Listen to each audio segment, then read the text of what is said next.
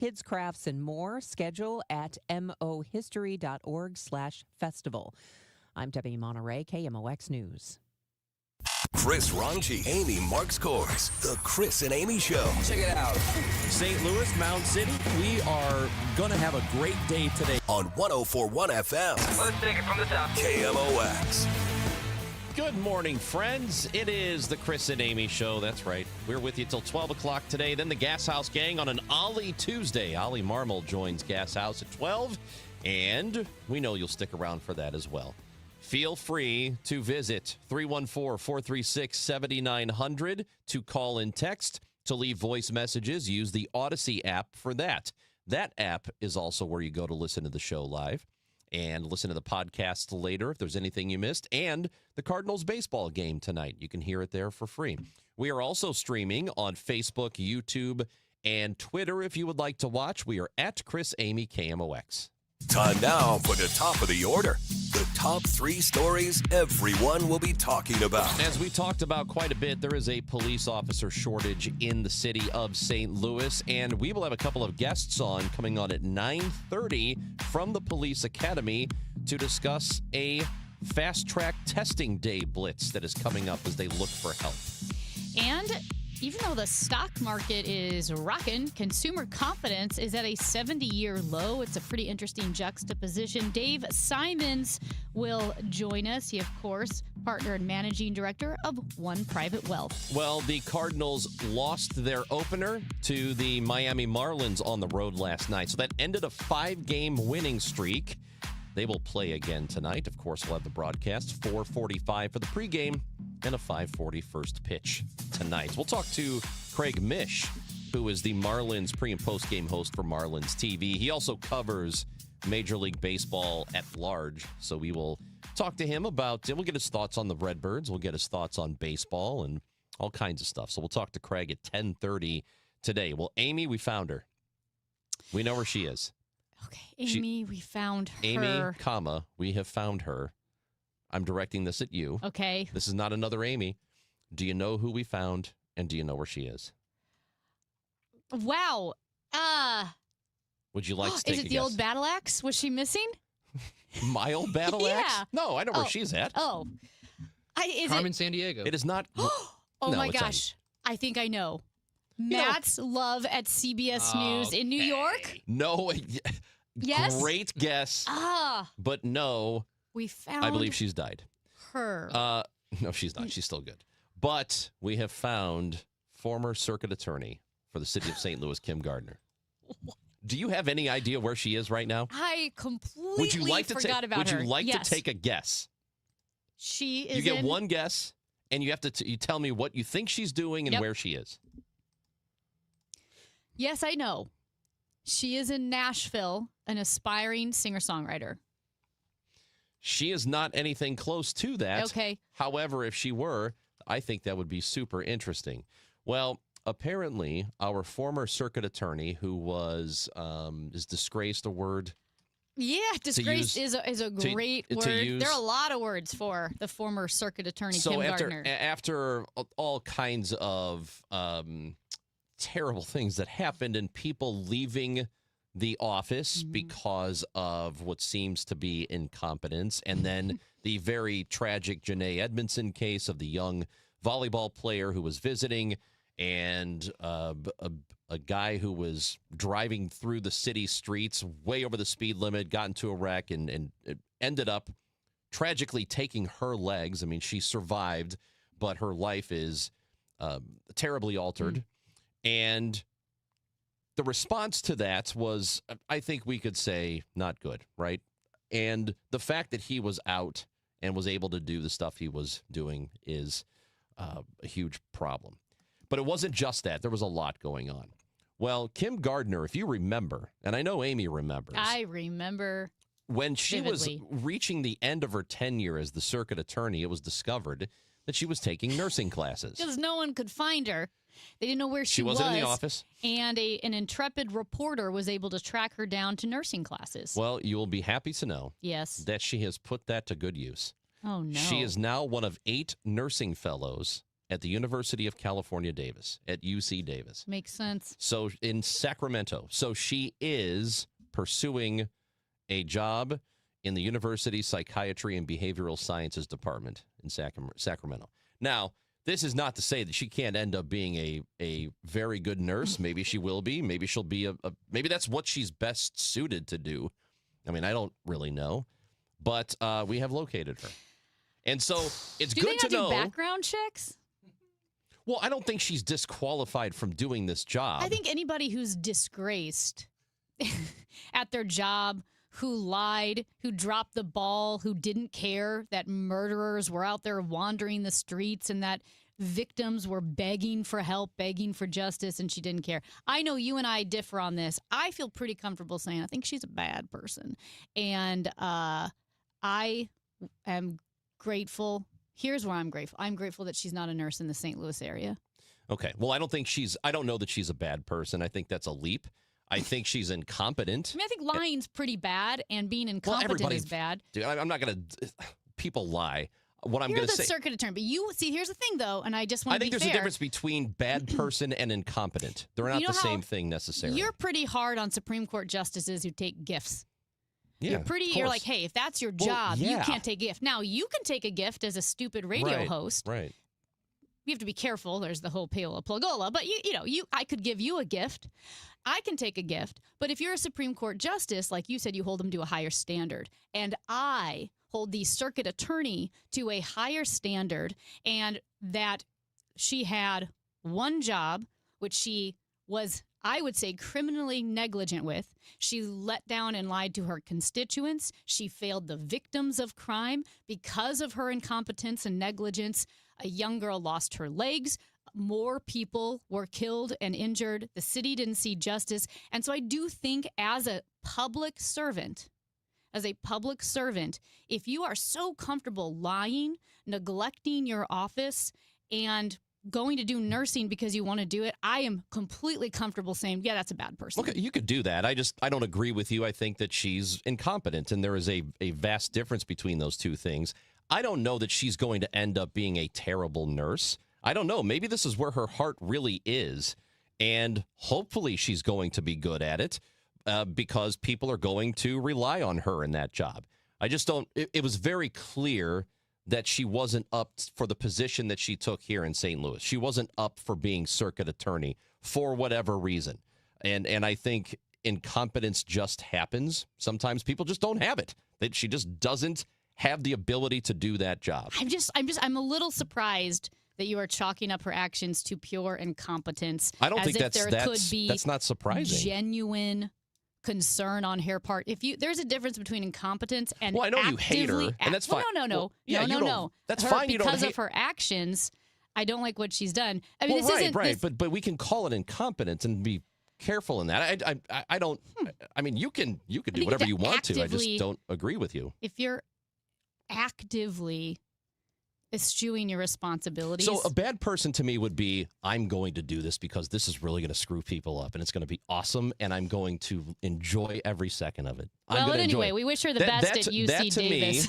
That to me is bad person. I think she was just incompetent. If you are listening and you have someone who's a child or grandchild who's going to the nursing program at University of California, Davis, watch out. Yeah, I don't know. Maybe she'll be good at that. I don't know. Hopefully she is. I can just hope that she finds a way to make something of herself in that way and actually help people, because it wasn't done here in the job she had here. I think that's the best thing you could say about it. But she has been located. We do know that she's putting that degree to use. It's pretty interesting, though. Well, we paid for it. We found her. Did we pay for her to go to school? Well, we paid for her to not do her job. So she was getting a salary from us while she did a different job. So we did pay for that. But yes, there is that. Well, interesting. The University of California, Davis. I would be, can you imagine if you do have a kid from this area who's going there and she shows up? You're like, Mom and Dad, you're never going to believe who's a fellow at UC Davis. What would be funny is if she went back to take law, because she almost got disbarred. She should have gotten disbarred. For some reason, the was it the Missouri Supreme Court, the American Bar Association? They did not disbar her. But what would be funny is if while she was then a nursing assistant, she decided she wanted to go back to law school. And she wasn't available for nursing because she's working on law again. I don't know. What an interesting person Kim Gardner is. Not our brightest moment. I'm very grateful for Gabe Gore. Although you're not, because now you have jury duty because we have trials again now that she's gone. Well, I did get pulled into jury duty several years ago, but it was nixed because of COVID. I was supposed to have it several years ago, and then I did actually have to report to jury duty last summer. I thought you got called. You said you got called exactly two years later. 2 years after. Like to the day. Yes, that's what it was. So for whatever reason, the first time I was called first for jury duty, and then it came up again, and then I was told to call that number because they give you the notice. You call the number the night before, and they let you know if you're supposed to report. And the first time I did it a couple of years ago, they said, don't come in. You've served your jury duty. You've done what you've done your duty. And I was like, oh, great. Don't have to. This time around, we had to go in. I went in. We sat there for I forgot how long. And then they said, okay, everybody go home. That was it. That was it. I didn't know that was a thing. I think this is correct that John Hancock has always wanted to serve jury duty. Always wanted to. Because John Hancock loves government. He loves politics. He loves his civic duty. And he has been in St. Louis County for 100 years. And I think he's never been called to jury duty. Hancock? Yeah. Because he said he's always wanted to be called in for jury duty, but he hasn't gotten the summons. I'm telling you, part of me was hoping that I would get picked for some kind of trial. But I was also, when they stood up and they said, okay, everybody go home, without anybody getting called back. Like, nothing happened. It was just, we were all just sitting in one big room, waiting and waiting and waiting. And then they made an announcement that everybody can go home. And my thought is, wow, what's going on here? But it was great. I felt quite relieved when that happened. Was it a plea deal or something? I don't know. And I don't know if it was like you were pilling. But there were like 100 people in there. So couldn't some of us have been used for something? Oh my gosh, I have such a stupid question. Now right. All 100 people, were they all being selected for the same trial? Like you pick one trial first and then you fill another trial? I don't know. They didn't tell us anything. We just sat there. I feel like a real doofus that I don't know how many. Is it one? You know what I mean? Is it one trial at a time? Like you got to fill the jury for one and then you move on to the next one? But it was a very interesting development. Well, I wish you had been sequestered. Me too. And we would have guests for. What if it was the next O.J. Simpson and you could have been sequestered for a year? I don't know how to get out of something. I don't think I want that. I don't want that kind of responsibility. I want it for you. Of having to determine if somebody goes to prison for the rest of their lives? No, just the sequestering for a year. And then it's a hung jury, and then it was all wasted. Maybe it'd be good for me to not be on social media for a while. It would be good for you. That's Amy Marks Kors. I'm Chris Ranji. We do have a question for you. And there is a movie coming up this weekend, and it's got us thinking a bit. Like, what is going on here? At least it's got me thinking that. And we will tell you what it is when we come back on KMOX.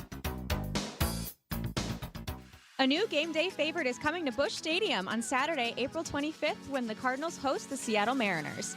That day, fans take home a Victory Blue Cardinals crewneck sweatshirt presented by Purina, a light and easy style that's perfect for spring and designed to fit right into your everyday wardrobe. Available in medium and extra large while supplies last. A limited look you'll want to wear again and again. Tickets and info at cardinals.com/promotions. This is Jose Fermin. Get your tickets now at cardinals.com. Every Sunday home game is a Kids Sunday at Busch Stadium. From Team Fred Birding games to a kid-friendly DJ, ice cream, and family-favorite activities. Sundays are built for young fans. Plus, select Sundays feature kids run the bases after the game. It's a day made for smiles, memories, and Cardinals baseball together. Make Sundays your family tradition at Busch Stadium. Tickets and details at cardinals.com/KidsSunday. The NFL offseason is here, but the action never stops. The draft is right around the corner, and Heed the Call NFL podcast with Dan Hanzus and Mark Sessler is your pro football destination. Prospects, team needs, and pick-by-pick coverage of draft weekend. Heed the Call covers all things NFL, and we have fun. No fake hot takes or boring data dumps here, just entertaining football talk from your favorite buds at the bar. So come hang out with the Heed the Call heroes for football news, analysis, and mirth. All the mirth. Follow and listen to the Heed the Call NFL podcast wherever you get your podcasts. Attention all dog owners. If you have ever listened to the radio or TV for any length of time, you've probably heard of America's #1 dog supplement, Rough Greens. Greetings, naturopathy Dr. Dennis Black, Amazon best-selling author and founder of Rough Greens here. And if your dog suffers from bad breath, itchy skin, licking paws, joint pain, or low energy, the truth is their food is probably to blame. You see, all commercial dog food is dead food. That's why I created Rough Greens. One daily scoop gives your pup the live vitamins, omega oils, probiotics, and enzymes that will bring their food back to life. Don't believe me? Let your dog try it before you buy it. I'll send you a free Jumpstart trial bag, risk-free. You just cover the shipping. Go to roughgreens.com. That's RUFFgreens.com. Use discount code NEWS. Don't wait. Give your dog the gift of vibrant health. Order now. It'll be at your house in a few days. Go to roughgreens.com. That's RUFFgreens.com. Discount code NEWS for your free Jumpstart trial bag today. Rough Green. We make any dog food better. Siteman Cancer Center Spotlight, and we are discussing esophageal cancer with Dr. Raymond Jin. Curative, that's a complex decision that involves what we call multidisciplinary care. So that involves a surgeon, a medical oncologist, radiation oncologist. So you need the expertise, and that's something that we have here at Siteman, especially geared for these esophageal cancer patients. Siteman Cancer Center, national leaders in cancer. Visit siteman.washu.edu. The BizDash 5K, presented by Worldwide Technology, is back. Produced by the St. Louis Sports Commission, this high-energy corporate race is St. Louis's healthiest happy hour, combining fitness, fun, and unbeatable team bonding for companies of every size. Runners and walkers of all levels are welcome. It all comes together at Energizer Park Thursday, May 7th in downtown St. Louis. An office party like no other. Create your company team today at stlbizdash.com. Come celebrate our Customer Appreciation Days, April 24th and 25th, and save up to 10 to 20% on trees, shrubs, annuals, tropicals, perennials, houseplants, and more. KMOX will be live on Saturday. Visit ChesterfieldValleyNursery.com for more details. For the last 33 years, you've discovered that at Banner Construction, we pride ourselves on quality craftsmanship. We believe the single most important decision homeowners must make when considering an exterior restoration project is, who do you hire? At Banner, we provide well-engineered, meaningful, long-term solutions to transform your home into the pride of the neighborhood. Let us help you fall in love with your home all over again. Call 314-569-1050 or visit bannerconstruction.com and have a banner day. Proudly serving St. Louis for over 100 years. KMOX, the voice of St. Louis.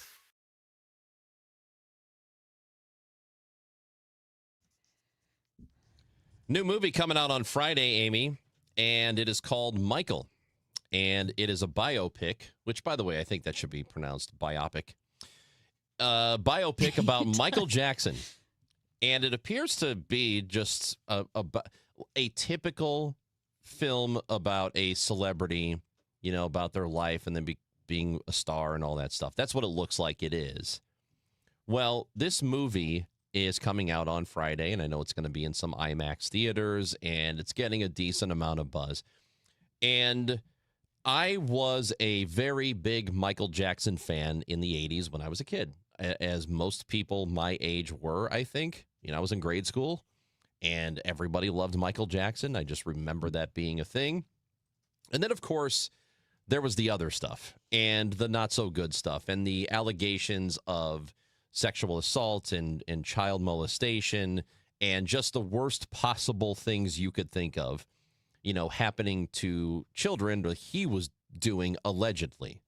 And there was a documentary that came out in 2019 called Leaving Neverland. And it followed two adult men now who were children at the time. And they in detail described what they say Michael Jackson did to them when they were children. And it wasn't good. It was really, really bad stuff. So this movie is coming out, and it is featuring his nephew who plays him, who does have a resemblance to him. So that part is interesting. But it's like you hear his music all the time.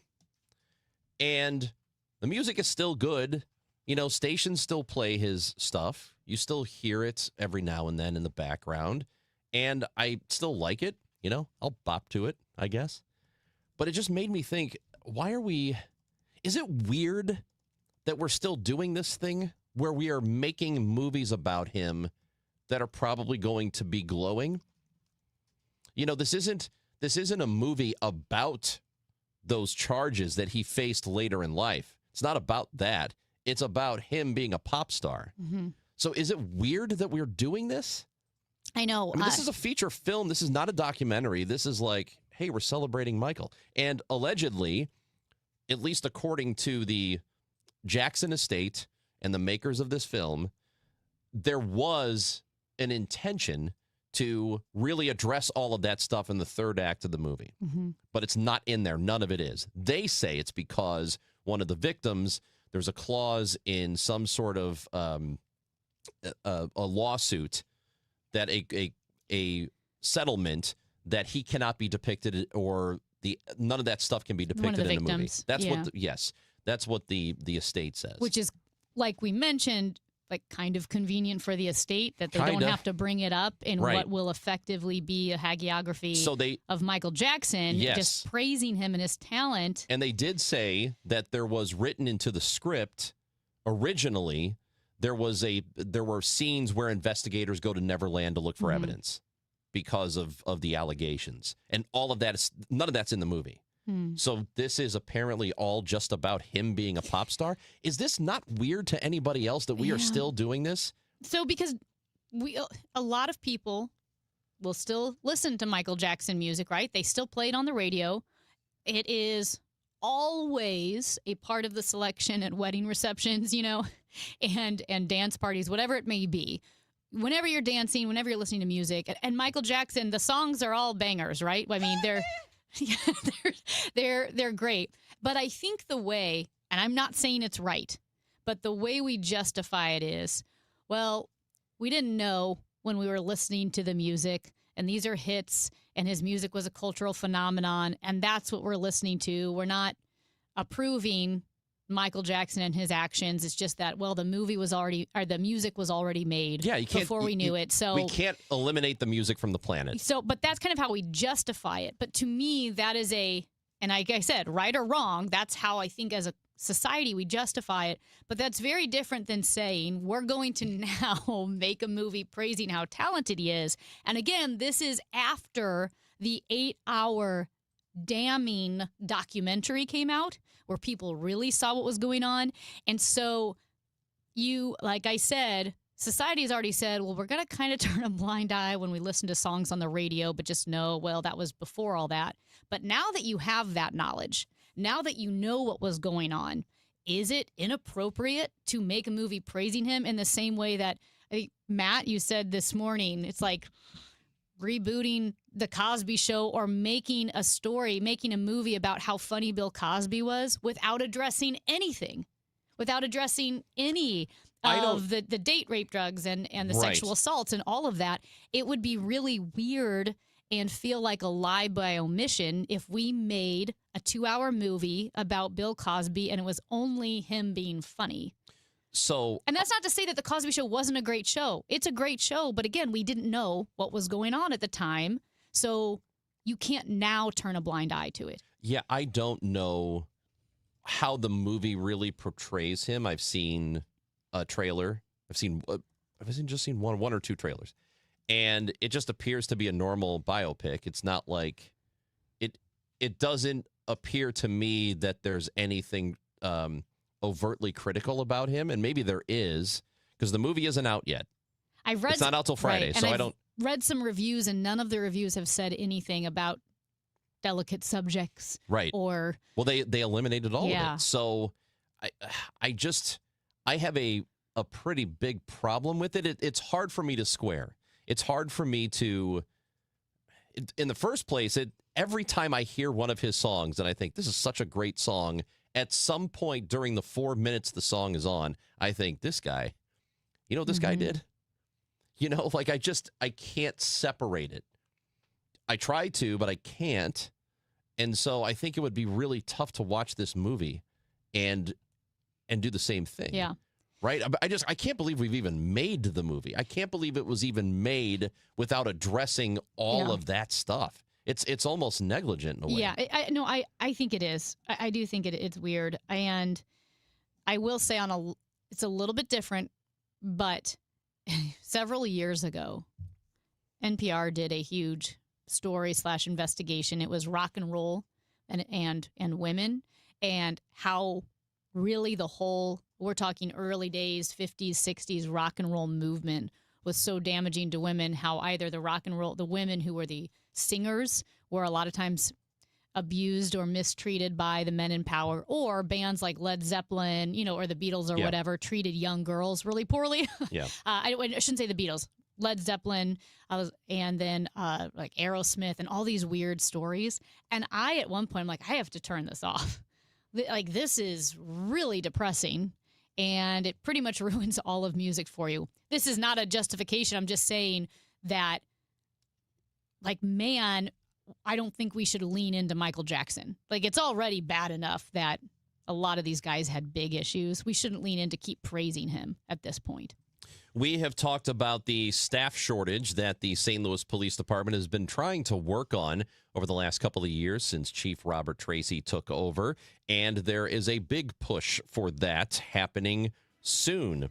In fact, next month, we're going to talk to Sergeant Stephen Perry with the Police Academy and Officer Darius Rutling. Both of them will be joining us in studio when we come back on KMOX. Hey guys, it's Dave from The Glover Show, trying to explain The Glover Show. So when I was a younger man, I used to go to happy hour almost every night, and I loved it. And I've always thought of my show as being like happy hour.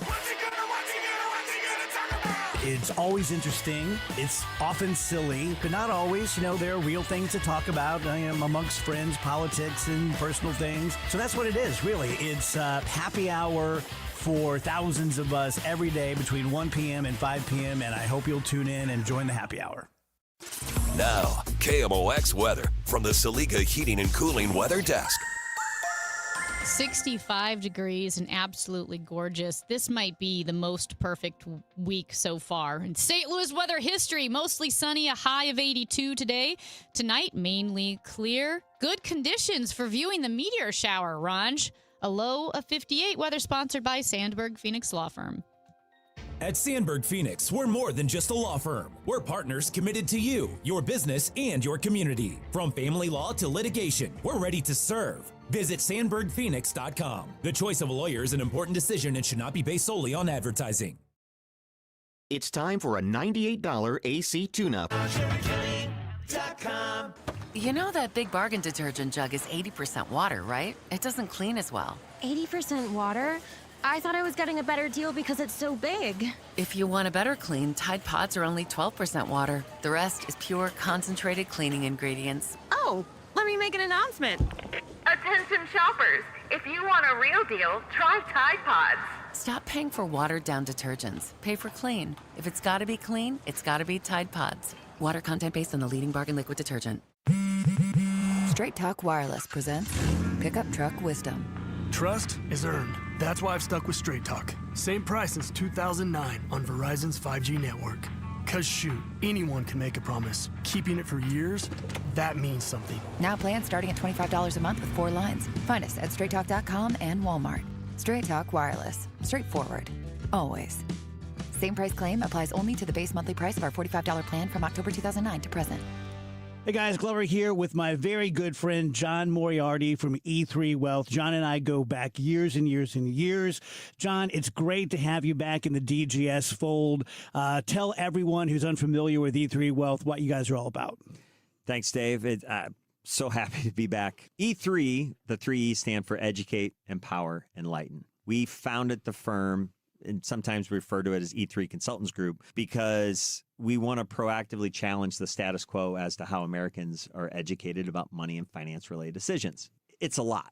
So really what we try to do for our clients is help them think differently about money. And recently we've been doing a ton of things with business owners because we see that as an area where we can provide tremendous growth for them because we can help them build wealth through their business and also reduce their income tax liabilities. And when you can do that for a business owner, it makes a huge difference in their life. It's kind of one-stop shopping for all finances, personal and business. Absolutely. Yes, that's our focus. That's what we're attempting to do with our new book that's coming out called The Entrepreneur Playbook.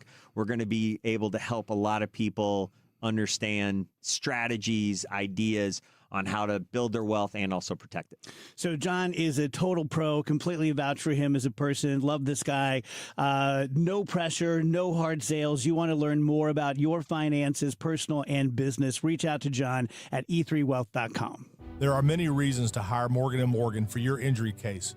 Here's reason 17. In today's new world, many law firms have had money injected into their firms by Wall Street, private equity, and other lenders. This money usually comes in at very, very high interest rates. It's one of the reasons you see so many lawyers advertising. I'm John Morgan. This money is expensive and the interest compounds quickly. These law firms can have a huge need for cash just to pay that debt. Why does it matter to you? My fear is your case is settled early and for far less than it's worth, just to service the loan that has mafia-like rates. Our financial strength is your advantage. That plus our reputation makes our firm your firm. Visit forthepeople.com to see our results and verdicts. Morgan & Morgan, forthepeople.com. The choice of a lawyer is an important decision and should not be based solely upon advertisements. Past results afford no guarantee of future results. Every case is different and must be judged on its own merits. Today, the Cards, the Marlins. Ameren Total Access 445. First pitch 540. Cardinals Radio, 104.1 FM KMOX. Amy Mark scores Chris Ranji on KMOX, and we have with us in studio Assistant Police Academy Director Sergeant Stephen Perry and Officer Darius Rutling as the St. Louis Metropolitan Police Department is attempting to fill a shortage. There is a gap in manpower, and they have been looking to shorten that gap for quite some time since Chief Robert Tracy came on the job. And we've got Sergeant Perry and Officer Rutling in with us. The fast-tracked testing day blitz is happening Wednesday, May 6th, and that is happening at 8 a.m. and 12 p.m. And again, this is an opportunity to hire more police officers. Guys, it's good to have you with us. How are you? Thank you. Doing good.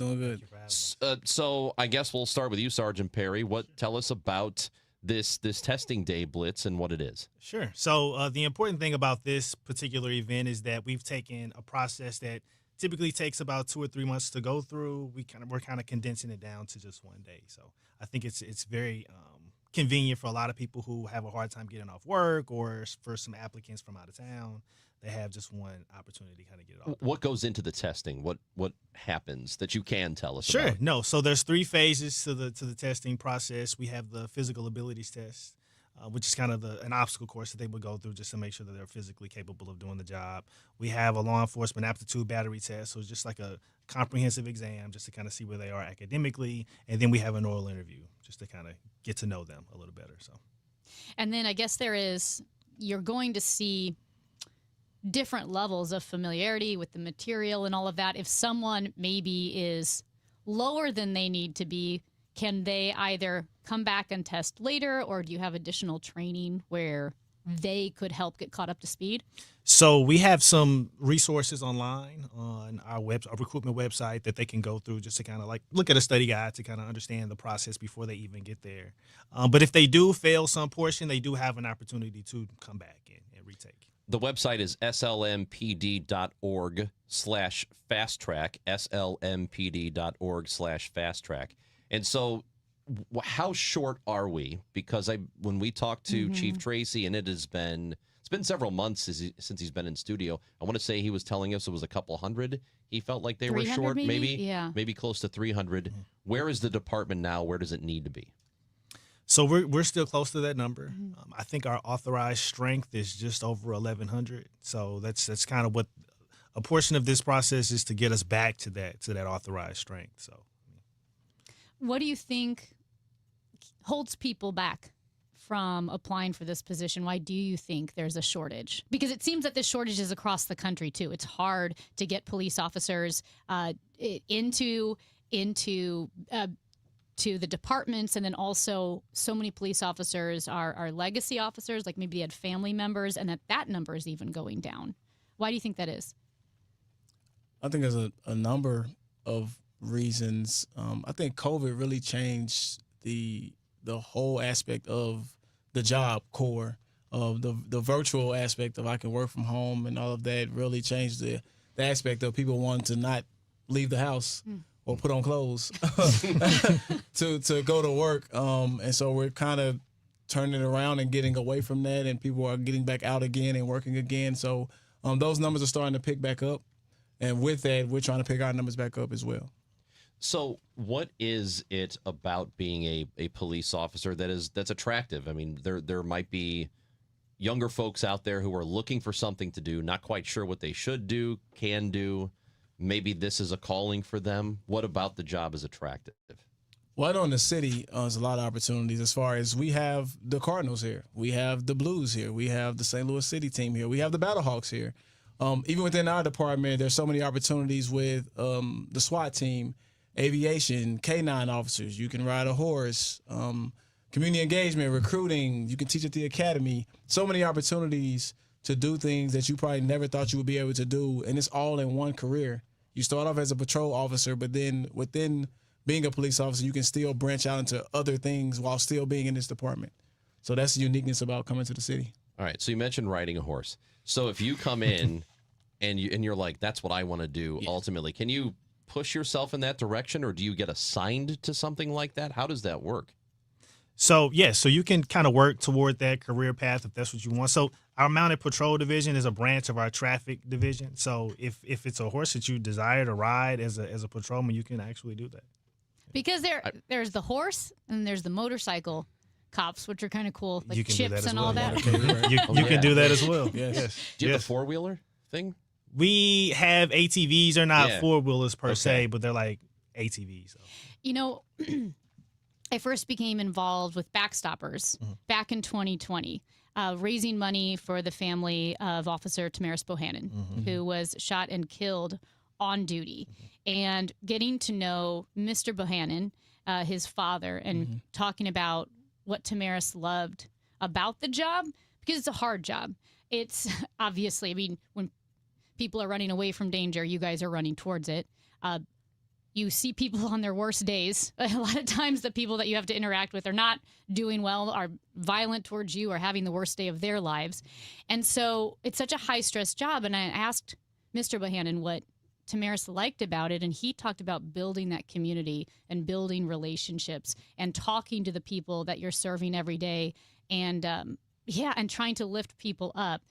Do you think, you guys tell me about the community aspect of policing, because we often see, the law enforcement side of it. Sure. But what have you noticed or surprised you about the community aspect? I think that was one of the biggest things that actually kept me in this job, that I could be that type of police officer, that it wasn't just write tickets and take people to jail all the time, that I could actually make a positive change with adults and with kids. We do see people on their worst day, but does that mean that I have to not be human and not let the human side of me come out at the same time? Whether you're the suspect or the victim, do I have to treat you less than a person just because you are a suspect, or you made a mistake or made a wrong decision today? So I think that part is very huge, and how I treat that person, even though I locked you up, I still treat you like a human being, and that's very big. Is the training to deal with somebody who is going through a mental health crisis, how robust is it? And does it need to be better? How does it work? So currently we take a 40-hour course, a CIT, a crisis intervention team course. It's very robust, I believe. Actually, I took the training some years back, and we took a visit to the Independence Center on Forest Park. And so it's not just in a classroom. We actually go out and meet people who are in that community and who need those types of resources, and to get to know them and talk to them. It's very interesting, and it helps you understand it more. So yes, it's very vital. I feel like currently it is very robust. honestly. We have heard a lot about the morale of the police department and some officers saying that it was low and leaving the department to go somewhere else. How is that improving over the last couple of years, or is it not? I mean, what is the status of that now? So I believe that a lot of officers probably felt that surrounding agencies could offer more financially with probably less work. But I think the city is kind of getting to a point where salaries going up slowly but surely. And that, again, we offer so much. And a lot of guys who leave and come back, they miss the camaraderie that we have and that kind of like that family environment that they get here. And again, it's big city policing. So if you want to police in a big city. And we've heard that a number of officers who did leave a few years ago have returned. Yes. Is that trend still happening? Yes. Yes, it is trending up, honestly. And again, we're trying to not only do that, but bring laterals who have never been with the agency from other agencies and, of course, increase our academy class sizes. So I know that we were talking, in the past few weeks about street takeovers, and a lot of times, whether it's car break-ins, we spoke, this was a couple of years ago now, but with the mayor of Clayton, who was saying a lot of the car break-ins were young kids, like 15 years old. How do you handle when you're seeing quote-unquote adult crimes, right? Gun crimes, violent crimes committed by kids, and you have to deal with that? It's a challenge for sure, because sometimes we are the parent, we are the social worker, we are the psychiatrist. We play so many roles and wear so many hats when it comes to that. So it's definitely a challenge, and taking that time to counsel those juveniles when you come in contact with them. And again, it's such a small window, and we're doing so much in that such a small time when dealing with the kids. Like I said, it's a big challenge, but it's something that we have to take on. And it's hard. It's very tough, but because it comes with it. Yeah, I mean, one of the goals is to try and make sure it doesn't happen, so you don't have to arrest for sure somebody, a kid or adult or whatever it is. That's the difficult part, is getting to them first, right? Right, for sure. How do you keep up your own morale and optimism, if that's the right word, or hope? Because I had a family member who was a judge in the juvenile courts, and he eventually left the juvenile courts because he said it was so sad.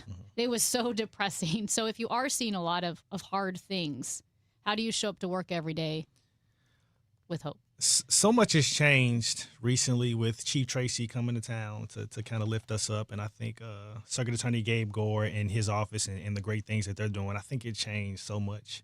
I think officers are kind of seeing that change. It took some time, but we're now seeing that change. For myself, I was born and raised in St. Louis, so I have emotional ties to the city. So for me, I just have such a love and desire to see the city be greater that I have to stick around and make sure that I can affect change in the way that I see it should happen. That's one of the things we do hear from officers in the city, is that they just want to help the city. They want it to be better. Absolutely. Is that a pretty common theme with people who are working here? Oh, absolutely. Even for people who are not necessarily from the city, people can come from all over. Officer Rutledge's from Arkansas. So you see a big city like St. Louis, and you see such potential.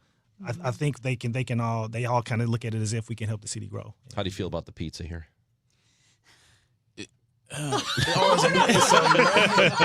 We told you we'd have gotcha questions. Told you. You're from Arkansas. You're from out of town. Amazing. Well, I don't know, man. I think he's. I don't know. That seemed a little sus, that answer. That Emo's 3 meat pizza. Okay. All right. Very good. That's acceptable. All right. You passed. I think so. Officer Darius Rutling and Sergeant Stephen Perry, the Fast Track Testing Day Blitz is happening in May, the 6th. It is a Wednesday. There are 2 sessions, 8 and noon, 8 a.m. and noon. Yes. And if you're interested, slmpd.org/fasttrack, slmpd.org/fasttrack. Guys, thank you for coming in. Thank you. We appreciate you, and good luck to you. Thank you so much. It's Chris and Amy on KMOX. All hail Spamalot, the Tony Award-winning best musical comedy that will have you laughing your coconuts off. The Washington Post declares Monty Python's Spamalot is the funniest musical on Broadway. Entertainment Weekly calls it a hilarious fun fest. The Washington Post says it's unfair to laugh this much. Get your tickets now for the musical comedy event of the year, Spamalot, playing the Fabulous Fox May 5th through 17th. Tickets at fabulousfox.com. Each year in St. Louis, 10 women are recognized for volunteer leadership that changes lives. They support families, strengthen communities, and create opportunities where they're needed most. Join us Tuesday, May 19th at the Ritz-Carlton for the 2026 Women of Achievement Awards Luncheon. Celebrate their impact and be part of a tradition more than 70 years strong. Reservations available at WOASTL.org. For more information, go to KMOX.com/events. Renewal by Andersen is the #1 window and door brand for customer service. Schedule your free inspection today. Call 877-WINDOWS. That's 877-WINDOWS. Or head to rbastl.com. Straight Talk Wireless presents Pickup Truck Wisdom. Trust is earned. That's why I've stuck with Straight Talk. Same price since 2009 on Verizon's 5G network. Cause shoot, anyone can make a promise. Keeping it for years, that means something. Now plans starting at $25 a month with 4 lines. Find us at straighttalk.com and Walmart. Straight Talk Wireless. Straightforward. Always. Same price claim applies only to the base monthly price of our $45 plan from October 2009 to present. Why would life-saving care require a membership? In a real emergency, are you reaching for your wallet or your phone to call 911? And what if the member helicopter isn't the closest one? What if they don't carry blood on board? What if those differences matter? They do. Arch Air Medical Service is proud to serve Effingham and surrounding communities with life-saving air medical care. Our highly trained crews deliver advanced medicine in the air because when seconds count, capability matters more than a card in your wallet. Plus, we're part of Air Methods, the nation's largest air medical provider. Worried about cost? Here's the truth. The No Surprises Act protects patients with private insurance from unexpected out-of-network air ambulance bills. You'll only pay your in-network copay, coinsurance, or deductible. If you have Medicare or Medicaid, similar protections apply. Providers cannot bill beyond those limits. That means no air medical membership is needed. Learn more at airmethods.com. Copays, coinsurance, and deductibles are set by insurance providers, not Air Methods. Terms and costs may vary. Contact your insurer for details. Spring cleaning rule #1, out with the old, in with the new. And frankly, your family's old internet connection is a dinosaur. Upgrade to the 1 gig modern family standard from i3 Broadband. It's 100% true in-home fiber with equal upload and download speeds, so your teenager's gaming won't crash your video call. Even better, we're currently offering our longest price guarantees ever on our gig speed internet services. Say goodbye to exploding promo prices and hello to budget certainty. Visit i3broadband.com/radio and start your spring off right. Guys, Kevin Wheeler here for FanDuel Sportsbook, the official sportsbook of KMOX, and of course the official sportsbook of Kevin Wheeler for, I'll go at least 7 or 8 years now, and I used to have to travel to use it. Not anymore. It's been live in Missouri since the start of this year, and they are doing some great things for you. If you're a new customer looking to get in, now's a really good time because you can get in on a new customer deal. You bet $5, you can get $400 in bonus bets back if that first bet wins. Whether it's player props on your favorite stars to all the tools that you need to back them up, it's everything you need. It's all in one app, so don't miss your shot. Head to FanDuel.com/Missouri to get yourself started. Where FanDuel, of course, is official partner of the NBA. Remember, you have to be 21 or older and present in Missouri to play. If you have a gambling problem, call 1-800-GAMBLER. First online real money wager only. $5 first deposit is required. Bonus issued as non-withdrawable bonus bets that expire 7 days after receipt. Restrictions apply, and you can see all terms at sportsbook.fanduel.com. Chris Ronchi, Amy Marks Kors. The Chris and Amy Show on 104.1 FM, KMOX. Now, did you see this? With Chris and Amy. I am not a horror film person. I know it's shocking. Shocking. Are you, Ronch? It depends. So, sometimes I can be into it, but I don't seek them out. Did you ever play the game Hungry Hungry Hippo when you were a kid? No, but I know where you're going with this. I just saw the trailer last night. There is a new trailer that has dropped for a movie called Hungry. It is a horror movie about people being attacked by a hungry hippo. It's a killer hippo. It is, and he is hungry, and like they're on a canoe in a swampy river, and you're not going to believe what's lurking beneath the surface. And he's not killing them to eat them. He's just killing them for sport. He's killing people. So he's not hungry. No. Well, they said he's a. They do in the trailer address the fact that he's a vegan, a vegetarian because he's a hippo. Then is that That they don't eat meat. So wait a minute. So he's just killing them because he's angry, because he's hangry. Yes, he That's is why- doing it for sport. That's why you shouldn't be vegetarian. It makes you Oh, angry, man. I love it so much. hungry. Did you see this? hippo. There's a post by a user on Instagram named Philip Wolf. Okay. And he took the he mapped out the trip that Paul Revere took, on the night that he was riding Sure. around town and telling everybody in Boston that the British were coming. And he mapped out, if he did that today, how many Dunkin' Donuts he would pass by. And it turns out, if you took that same trip that Paul Okay. Revere did, you can stop at 11 Dunkin' Wow. Donuts. If only the founding fathers knew how great we would become as a It's- country. It's so great, man. I mean, it's so imagine funny. George Washington right before he crossed the Delaware. I said, "Hey, George, you're never going to believe this. You're going to be Dunkin' Donuts all over this place." So the first time I went to Boston many years ago, I didn't know at the time that Dunkin' was based there. Oh, That really? the headquarters is there. And I mean, there is a Dunkin' on every corner. Every corner. And I was like, did it start here or something? What is going on? It's everywhere. Oh man. Well, I will say this: my friend went to MIT, so we were like visiting his old stomping grounds, MIT and Harvard, and we went to the Harvard Dunkin' because there's a Dunkin' right there, like on Harvard Square. Had an egg sandwich. They're everywhere, and everyone goes to Dunkin'. They love it. They do. Those Bostonians. Did you see that? I think we might have the same one. What are you going to say? Does it have to do with the Onion? Yes. Yes. All right, you go. Oh, well, okay. Well, The Onion is trying again to take over InfoWars.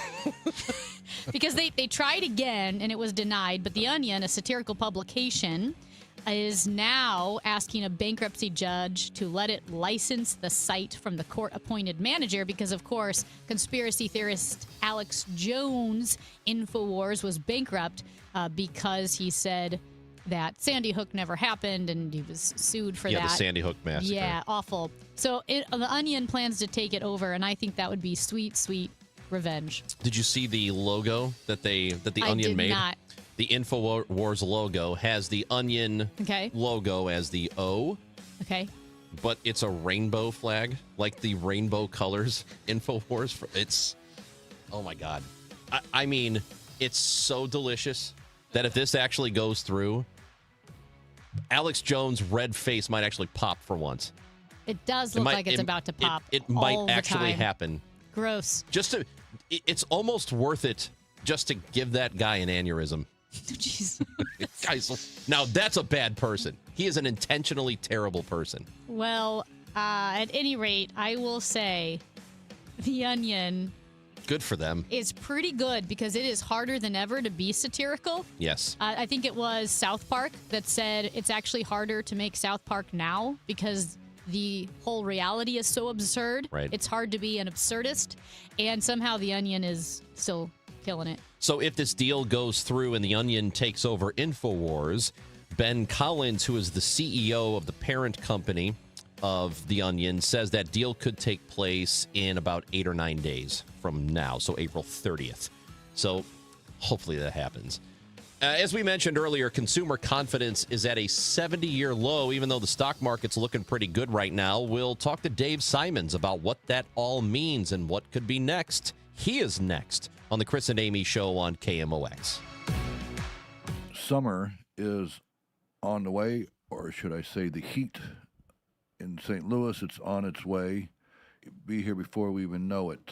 If you haven't had your air conditioners checked and set up and ready to go for this cooling season, or if you were told you might need a new one, or you just I think this is the time of the year. This year is the time to just go ahead and replace it. Prices are down. 0% financing is available. It's still the best time to call me. Don't put it off. One easy number in Missouri and Illinois. It is 314-293-2600. Again, that's 314-293-2600 in Missouri and Illinois, or on the internet, bartinman.com. That is Bart with a B, Inman with an I.com. God bless. Growing a brand is hard, but reaching the right customers shouldn't be. Meet Outcomes from Viant. We've built an intelligent platform that handles the complexity of digital advertising for you. Powered by advanced AI, we help your brand show up in the right places at the right time and ensure that every dollar you spend leads to a real business result. It's smarter advertising made simple. Visit Viant.ai. At EasyCater, we believe every workday gets better with great food. The 9 a.m. staff meeting? How about breakfast burritos and lots of coffee? Big client presentation at noon? Let's do Mediterranean bowls. Accounting's gotta work late. Keep them pepped up with spicy noodles. With EasyCater, you get a huge variety of favorite restaurants with tools to help meet dietary needs and stay on budget, all on one platform. So make every workday better with EasyCater. Start an order at easycater.com. I love a day on the water with friends, but my moderate to severe plaque psoriasis sometimes holds me back. Now I'm all in with clearer skin thanks to Skyrizi. Risankizumab Riza, a prescription-only 150 milligram injection for adults who are candidates for systemic or phototherapy. Teaching music is my passion, but my active psoriatic arthritis can limit me at times. Now I'm treating my joint symptoms with Skyrizi. With Skyrizi, most people with plaque psoriasis saw 90% clearer skin at 4 months. Or if you are an adult with active psoriatic arthritis, Skyrizi helps you move with less joint pain, stiffness, swelling, and fatigue. Don't use if allergic to Skyrizi. Serious allergic reactions, increased infections, or lower ability to fight them may occur. Before treatment, get checked for infections and tuberculosis. Tell your doctor about any flu-like symptoms or vaccines. There's nothing like clearer skin. There's nothing like better movement, and that means everything. Ask your doctor about Skyrizi. Visit Skyrizi.com or call 1-866-SKY-RIZZI to learn more. The trusted voice of St. Louis. KMOX AM St. Louis. KMOX FM Hazelwood. Always live on the free Odyssey app.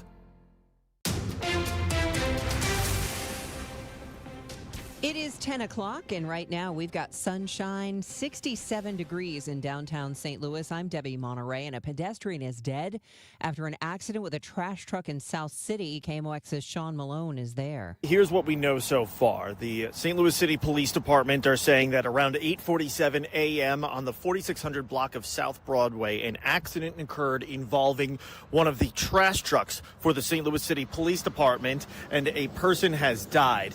Now, I'm looking at the scene right now, and I can see that the truck has one of the dumpsters still elevated up above it at this moment, and there's a black tent erected around the front of the truck where the alleged person who has died, their body would seem to be located at this time. A public information officer for the St. Louis City Police Department just arrived a couple of minutes ago. We're hoping to get more information here momentarily. In South City, Sean Malone, KMOX News. A St. Charles City Council incumbent changes his mind about drawing names out of a hat to decide the tied city council race when faced with how to solve the issue of between incumbent Bill Otto and challenger Chris Kyle. The two candidates agreed last week to draw a name out of a small jar instead of conducting a full recount. But now it seems incumbent Bill Otto has changed his mind.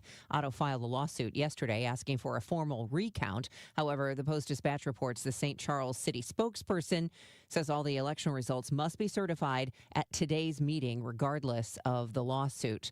A jury has awarded a former St. Louis County Police lieutenant more than $6 million. That move comes after the jury found Lieutenant Mike Reifschneider was denied a promised promotion for refusing to retaliate against a black coworker.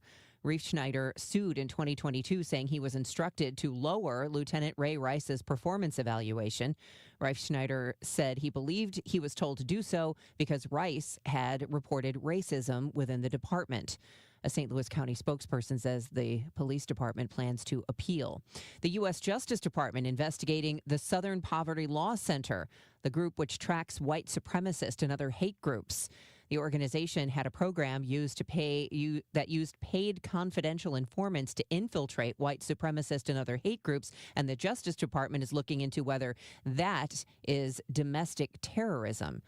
From the KMOX newsroom, Dick's House of Sport is under construction at the Galleria, expected to open next year. Fencing is up around the former Nordstrom, which closed last summer. According to the Business Journal, it generally costs about $11.5 million to build out one of these locations, and it generates nearly double the sales of a traditional Dick's.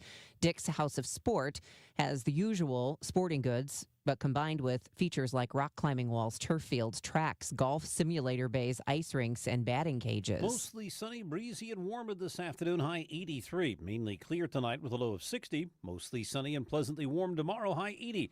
Thursday, partly sunny, breezy, and very warm, high 84. From the Saliga Heating and Cooling Weather Desk, I'm AccuWeather meteorologist Joe Lundberg on 104.1 FM KMOX.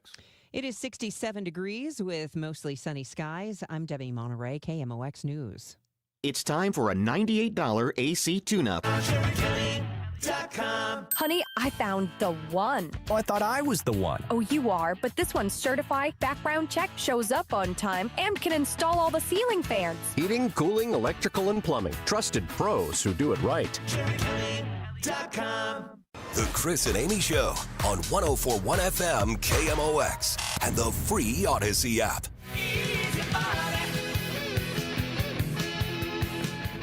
We will have Oliver Marmol, the manager of the Cardinals, joining us on the Gas House Gang at 12 o'clock today, and we hope that you join us for that.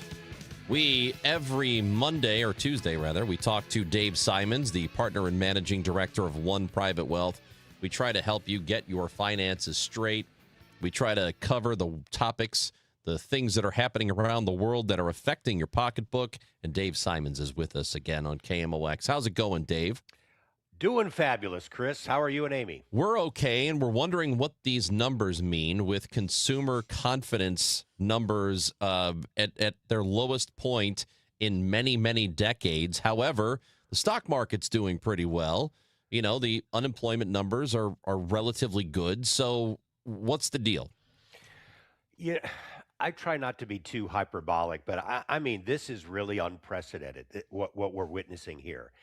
And I mean, we can talk about what this all means and how we got here, but just to set it up for everyone, the University of Michigan has been putting out a monthly consumer sentiment index since the mid-1950s. So we're talking 70 plus years. Think about what we have experienced in all of that time economically. We've had crashes, bear markets, Black Monday, we've had wars, we had COVID, and you're telling me that right now the average American consumer is more worried about his or her economic fate than at any time in 70 plus years? That's what the poll showed that was released about a week ago. The reading has never been below 50. In fact, it's hit 52, 53 a couple of times. Sure enough, right at the bottom of COVID, 5-6 years ago, at the bottom of the Great Recession back in 2008, it went below 50. Mm-hmm. And you're thinking, wait a minute, Chris, just as you articulated, the market's back to all-time highs. Unemployment historically is still historically low at 4.3. While inflation is still stubbornly around 3%, that's the 100-year average. So what in the world is going on? And this is what a lot of people are discussing. Dave, do you think, and again, this is total speculation here, but the one thing that I've noticed is, and this happened in Trump 1.0, is for the first time that I can remember, we think about the president every day. Like somehow the president himself injects his personality, his tweets, his statements, whatever it is, into our daily life. I never used to think about the president every single day. Now I do, partly because that's his goal. He wants us to think about him. And of course, whether you love him or hate him, you know that he is impulsive and is unpredictable in some ways. And if that's true, Could that be a reason why consumer confidence is low? Because for the first time ever, we're thinking about the president every day? Amy, I think that's one of two reasons. Is I have spent a lot of time really thinking about this, going back, doing a lot of research. You just hit on one of the two. There is a heaviness in the air in this country. There just is. And it doesn't matter what side of the political aisle you reside on. It really doesn't matter. There is a divisiveness. Friendships have been frayed. People are doom scrolling. They are getting on Facebook and YouTube and arguing with one another. Again, I'm not taking sides. That's just the way it is. I think that we can all agree with that. So, yes, to your point, when you mix politics with the new age inventions of social media, you get this toxic mix that has produced a little bit of heaviness. I think that's one. Secondly, it does come down to economics. I was just reading that in a new poll by I forget who it was, research company YouGov, I think it was, of nearly 3,000 Americans, nearly half say that current gas prices are causing financial distress. Nearly half. So we can talk about all these great economic numbers, and they're real, and many Americans are taking advantage of it. But we're not talking 5%, 10, 20%. We're talking in the upper 40% that actually now are wondering, okay, if I have to give up this to pay for my gas. Secondly, let's remember, we talk about the stock market hitting all-time highs. That's in my lane. That's part of what I do. So I live it. I understand it. But I have to remind myself, 40% of Americans don't have anything in the stock market. So they can look at this and go, oh, yeah, it makes great headline news. Good for them. I'm not participating. Meanwhile, I can hardly afford to put gas in my tank. So I think those are the two things. When you combine the heaviness that is social and political and the real economic struggles by many Americans, thus you have an all-time low in this consumer sentiment poll. So just to be totally clear about the 40% number, is that those people don't even have 401ks because that's all tied up in the stock market, right? We're not just talking about individual stock owners. That is correct. That's adults 18 and over, Chris, that say, I don't have a dollar in the stock market, be it 401k or something on my own. That's a huge number. That's a huge number of people that have nothing there. That's right. Dave, I know we've talked about, the K-shaped economy quite a bit, and there was a recent piece in the New York Times, actually by David French, looking at, well, the title is Why Americans Were So Miserable If We're So Rich. And he talked about the shrinking middle class, and the middle class is shrinking because people are getting richer. But then what you do have is you have a lot of very wealthy people who are doing most of the spending, but then you have those who are doing pretty well but aren't that wealthy and are constantly seeing what they can't afford. The rich are getting richer, and while the lower the lower income people it's still going up in income, they're still seeing a divide. Does that track with what you're seeing, that the floor is actually higher now, that people are getting richer, but it's not necessarily people are noticing that difference, that gap? That's a great point, Amy, because you're exactly right. The floor is actually going higher. It's the proverbial rising tide lifts all boats, and that's exactly what's happening. So, but the gap is still widening, even while all asset or all economic demographic groups are still going a little bit higher.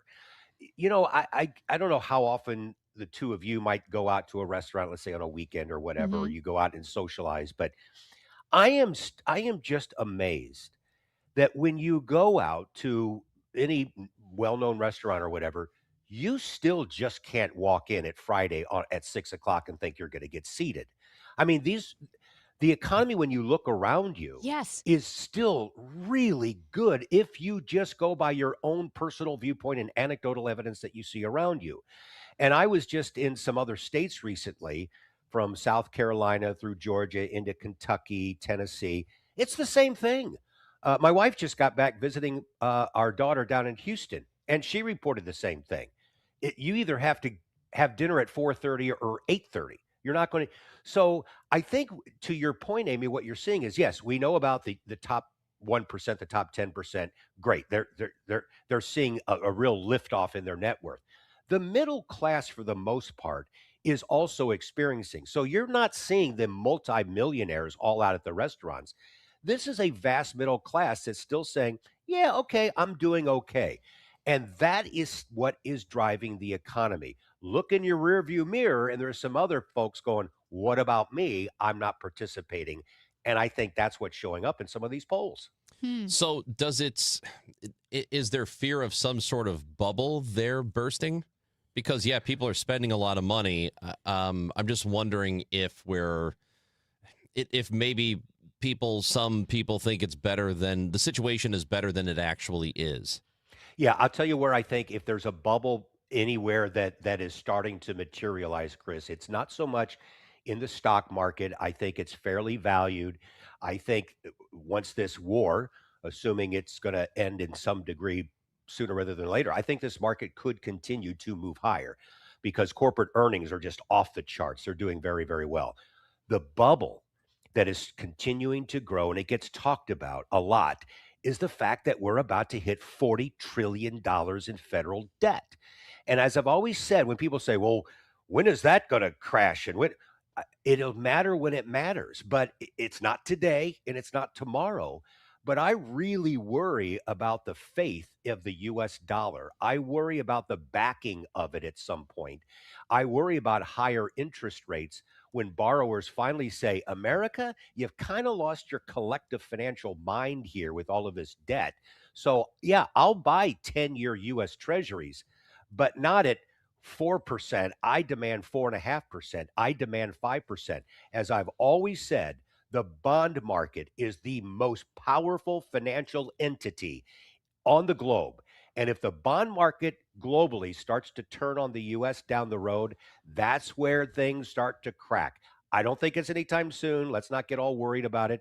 But a few years from now, maybe. You know, there are those economic theories that would say, well, debt doesn't matter. You can almost continue to drive it up indefinitely. And then there are those who are very, very concerned that you're going to have to pay the piper. Eventually. Eventually. Yes. Where do you think you fall or most Americans fall within that? So it's a great question because, look, I've been hearing this since the 1980s, ever since we started to first see the big increases in our debt. And Reagan took a lot of heat by, oh, my gosh, yes, we're destroying communism in Russia, but at what cost as we're seeing this debt? Well, it seems so quaint now when we look back and we go, oh, yeah, we had $6 trillion in debt as we're approaching 40 trillion. And I've always said, no, I don't think it's going to matter because what I look at is the actual interest that we pay on that debt as a percentage of our GDP. And even as our debt has exploded, the economy has also grown in line with that. And interest rates have stayed historically low for decades, really since the Great Recession. So the interest that we've paid on that debt, that's what I look at. And it's always been pretty much the same. Well, now it's rising. It has been rising for a couple of years. We now may pay more interest on our debt than the entire defense budget. Yeah. That has never happened in history. That's not enough to break this yet. But Amy, you were saying, what is the point of no return when things start to crack? I don't know. All I know is we're a day closer to that. It's not inevitable, but unfortunately, we don't have politicians who I think are willing to really tackle it because we as Americans, and I'll step on a few toes about this, we have to look in the mirror because we all look at Washington and we say, a pox on your house. You've caused this. Oh, you want to raise taxes? Oh, you want to cut? Well, I'm not electing you. Well, we can argue about it, but when our own finances we might actually have to sacrifice to do something, we don't want to do it. So we are all in this mess together. And Dave, staying on the debt here, how much does it matter to whom we hold the debt or owe the debt? Well, that's another great point because you're talking about some countries who are not exactly our friends, adversaries like China. Now, I know it almost gets conspiratorial when people say, well, all China has to do is just dump all their U.S. treasuries out into the open market and that destroys us. Yeah, it would, but it would destroy them too. So that's not going to happen. Instead, this is a very slow transition where China is not buying as much, and they've actually been converting some of their U.S. dollars and bonds over into gold. But that takes a long, long, long time. I still don't worry too much about the efficacies of the U.S. dollar. We are still the number one currency in the world.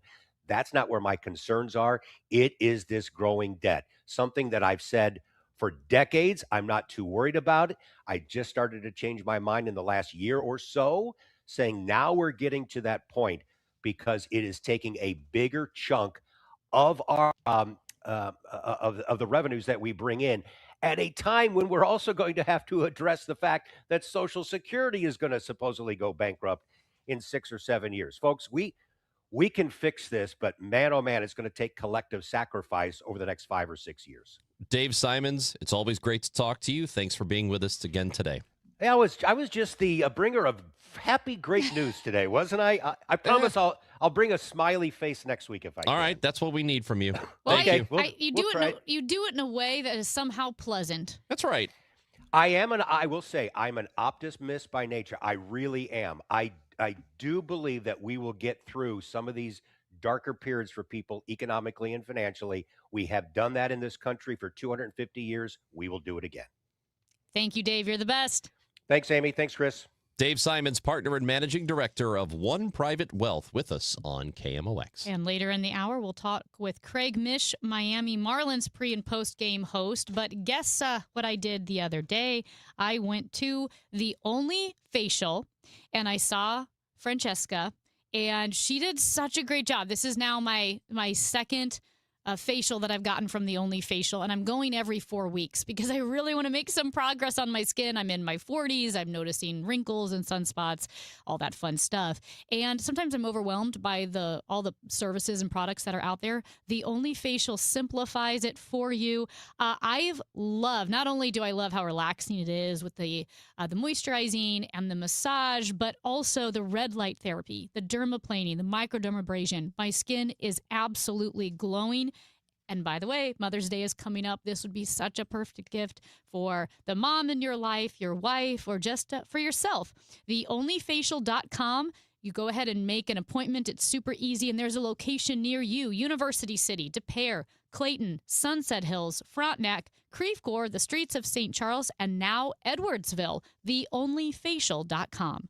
We all hear the radio ads about the IRS. They tell you to be afraid, to be scared, and they try to frighten you into calling. I'm not here to do that. Tax Relief Advocates is different. TRA is here to tell you that if you owe money to the IRS, whether it's $5,000, $50,000, or $500,000, we have a solution. It doesn't matter if you're sitting in your car, at work, or with your kids. No matter where you are, call now. 800-575-9834. Don't lose hope. TRA can eliminate or reduce what you owe to the IRS. Generous programs are now available that can give you a fresh start. Our passion is taxes and helping individuals fix their IRS problems. We have over 1,000 5-star reviews on Google and an A+ with the Better Business Bureau. You don't need to be afraid of the IRS any longer. End your tax nightmare today by visiting us online at TRA.com or call 800-575-9834. That's 800-575-9834. Tax Relief Advocates. Real solutions for real people. Straight Realty has always been an industry leader when it comes to commissions, so it should come as no surprise that the recent Realtor settlement has only empowered us to continue offering our sellers even better rates. We now list homes for only 2%. Hi, I'm Christina Straight, owner of Straight Realty. Call me, 314-441-4444. Why pay more than 2? You can also listen to my podcast on my website, straightrealty.com. Commissions are not regulated and are negotiable. Straight Realty is a licensed broker in the state of Missouri. Don't miss the Route 66 Centennial Festival at the Missouri History Museum, April 30th through May 3rd. Bring back memories of the Mother Road's stunning natural scenery and roadside attractions, and explore its complex history and impacts on communities across the region. Featuring a concert by Sweetie and the Toothaches, a classic car show, neon display, food trucks, lectures, kids crafts, and more. All activities are free. Schedule at mohistory.org/festival. Our annual Customer Appreciation Days are back. Save 10 to 20% on your garden and landscape needs on April 24th through 25th. Visit ChesterfieldValleyNursery.com for more details. KMOX will be live on site Saturday from 8 a.m. to 10 a.m. The BizDash 5K, presented by Worldwide Technology, is back. Produced by the St. Louis Sports Commission, this high-energy corporate race is St. Louis's healthiest happy hour, combining fitness, fun, and unbeatable team bonding for companies of every size. Runners and walkers of all levels are welcome. It all comes together at Energizer Park Thursday, May 7th in downtown St. Louis. An office party like no other. Create your company team today at stlbizdash.com. A century strong. The voice of St. Louis. KMOX.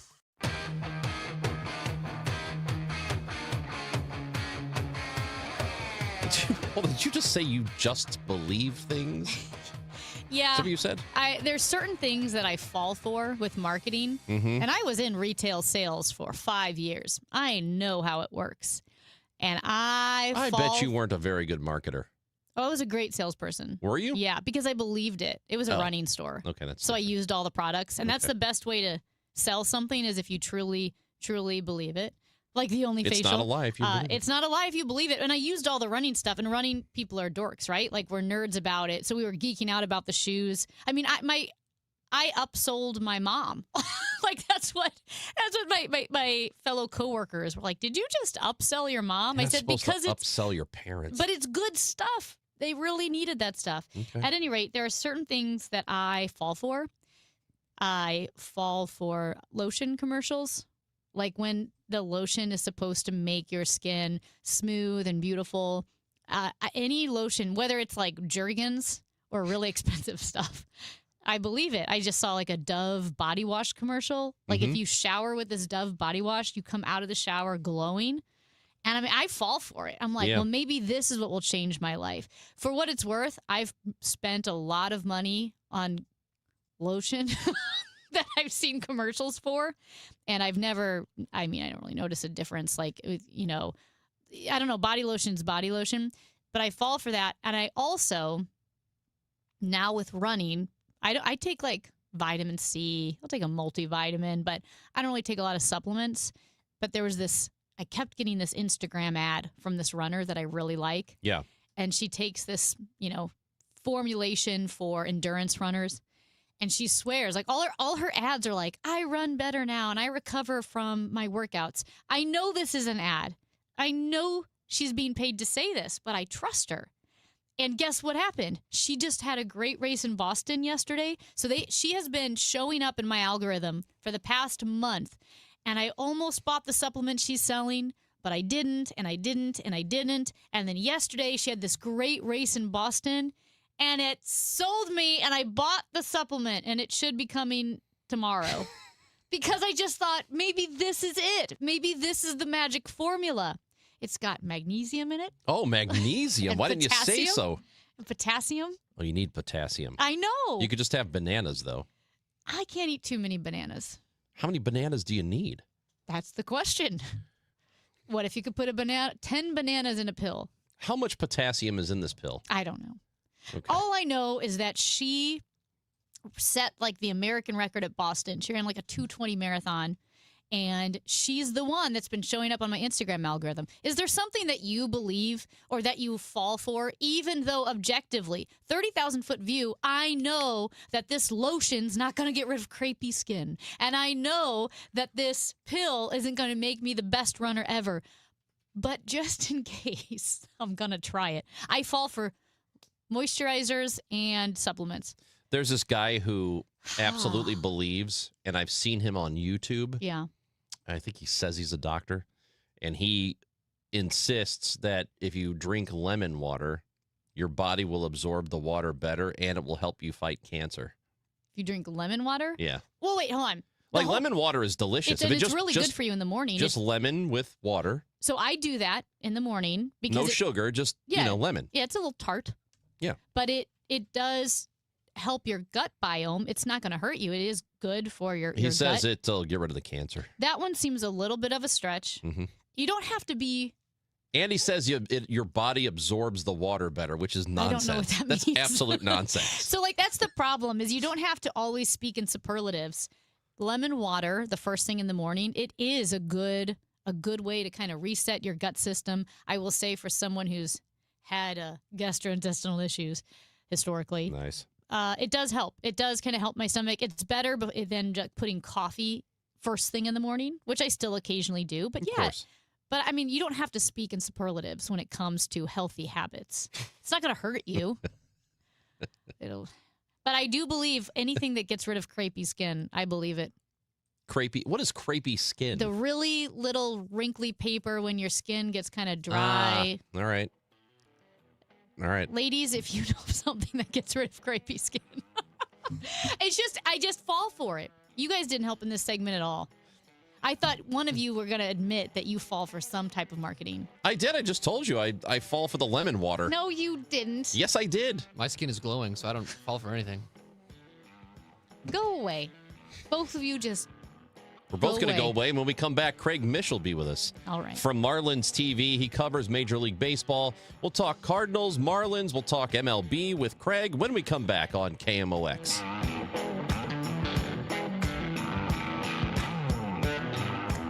All Access with Ollie Marmol on the Gas House Gang. You're constantly trying to figure out how to get meaningful information through to the player in a way where they can put it into action. If they can shoot holes in your game or in your information or your delivery, you're done. If you come into those and you're 80% prepared and they can shoot holes in your messaging or in your points that you're trying to make, you lose credibility real quick, and you're not gaining that back anytime soon. Ollie Marmol, Tuesdays at noon on KMOX.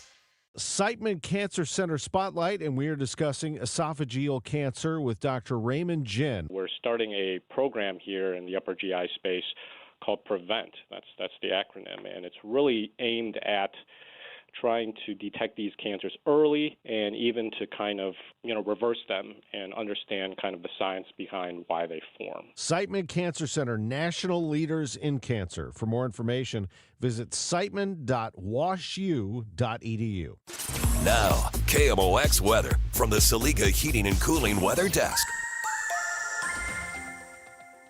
It is gorgeous outside Studio B. Some wispy clouds, 69 degrees, a high today of 82. Tonight, mainly clear. Remember, there's that meteor shower tonight. It will be clear for that, a low of 58. Weather sponsored by Renner Garage Door, forward and back, RENNER. Giddy up! Cardinal Cowboy for Team Renner here, America's oldest family-owned garage door company serving both wholesale and retail markets. Free repair or replacement quotes and $100 off a new garage door. April is the perfect time to reset your home for the long run, and Universal Windows Direct makes that decision easy. Right now, when you buy 2 windows, get 2 for free, and there's no limit. Plus, you'll get 24 months with no payments and no interest, giving you a full 2 years to enjoy the comfort before you pay a dime, and a $500 bonus off your home improvement project. Universal Windows Direct has been great to me. They've been great to all of my listeners. They are absolutely the real deal. 314-334-2522 or universalwindowsdirect.com. I never thought of myself as the type to settle down. Never knew where the team's next lunch was coming from. But then I met you, Easy Cater. Workplaces everywhere are saying, I do want delicious food at work, and they're ordering from beloved restaurants with Easy Cater. You were reliable. You had great options for every budget, even when marketing ops did keto again. We got through that together. With you, it's just so easy. Easy Cater, will you keep showing up at my workplace forever? Find love at first lunch. Order at easycater.com. At Audion Hearing, our mission is simple: to make better hearing affordable for everyone. We're proud to offer high-quality, rechargeable hearing aids starting at just $98. Clear, comfortable, and ready to use right out of the box. And here's a study worth hearing. Research shows that wearing hearing aids can reduce your risk of dementia by up to 61%. Join over 1 million happy customers and hear the difference today by going to audionhearing.com. That's AUDIEN hearing.com. Hey guys, Kevin Wheeler here for FanDuel Sportsbook, the official sportsbook of KMOX and my official sportsbook as well. And I just want to brag for a second and say that I have been with FanDuel longer than the state of Missouri.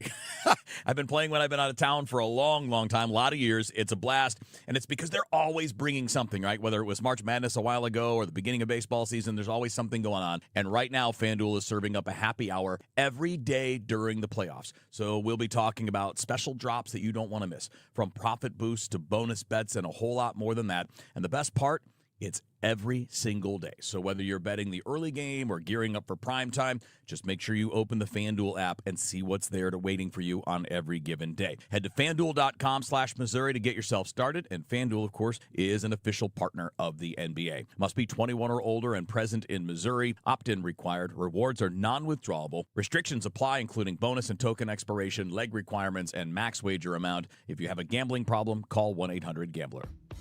Nothing makes a gathering great like Eggland's Best Eggs. They're just so delicious with better nutrition, too. For us, it's eggs any style, as long as they're the best. Eggland's Best. Better taste, better nutrition, better eggs. This is the Gas House Gang from KMOX. Bernie Nicholas and the Gas House Gang, today at noon on America's Sports Voice, KMOX. And that is strike 3 called, and that's the ball game. This ball game has come to an end, right along with the Cardinals' 5-game winning streak. And for the first time this year, when the Cardinals score first, they've lost a game. Miami wins this one 5-3. So last night, the Cardinals dropped the first of a 3-game series in Miami against the Marlins. They will continue tonight, game 2 of 3. And to discuss baseball, discuss the Marlins and the Cardinals, we go to the guest line today on the Chris and Amy Show. We welcome in Craig Mish from Marlins TV, also from Newswire. It's good to talk to you, Craig. How are you? I'm doing well, Chris. Thanks for having me. Well, it's first of all, before we get to baseball in general, let's talk a little bit about where the Marlins are in that National League East, because it's not, I don't know, it doesn't seem to be going the way I thought it would go. Did you think that division almost a month into the season would look the way it does with just one team over 500? Yeah, I definitely thought Atlanta would be better than last season. Their run differential and all the injuries led me to believe that they'd be better. So it wouldn't shock me to see the Braves win the division, but you're right, to see Philadelphia and New York playing so poorly at the start of the season is surprising. The Mets is not surprising. It's shocking to see any team with that kind of wherewithal and payroll lose 11 straight games.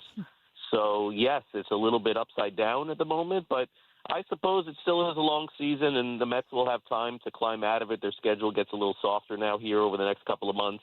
And I would guess the Phillies will play better baseball too. But the Braves look at this last year, Chris, and they say to themselves, we got buried in April.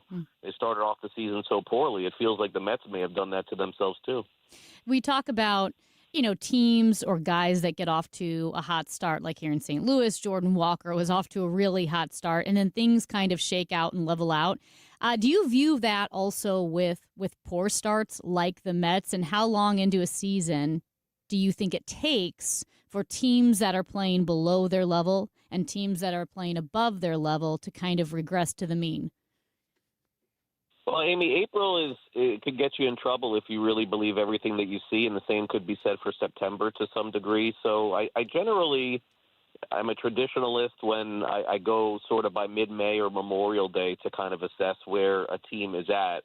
And the only problem from the Mets' perspective is when you lose this many games in a row and you fall this far under 500 and you start doing some math as to what it will take to get to 88 wins or 90 wins, it becomes very difficult. So for them, it's a little bit different than, say, the Phillies, who are not that bad. They're not great. They're not that bad. Or the Red Sox, they're in bad situations. But I do believe that those teams can climb out. And look, everybody in April, including the White Sox and the Rockies, are sort of feeling like they have a shot, and then things normalize in June and July, and they realize, all right, we're playing for next year, and then those teams, the losses start piling in. So, there's definitely concerns around the league for those teams. Kansas City's another one, of course, but I do think things will even out in the end. In bringing up the Mets, it does make me think about this upcoming labor dispute that's going to happen at the end of the year, because, you'll have people, and we've heard it from, all around the country, that it's difficult to compete with the likes of the Astros and that they can't spend money like the Mets can spend money. However, the Mets are spending a ton of money, and it is right now not working. So does a case like the Mets have any effect whatsoever on an upcoming labor dispute, do you think?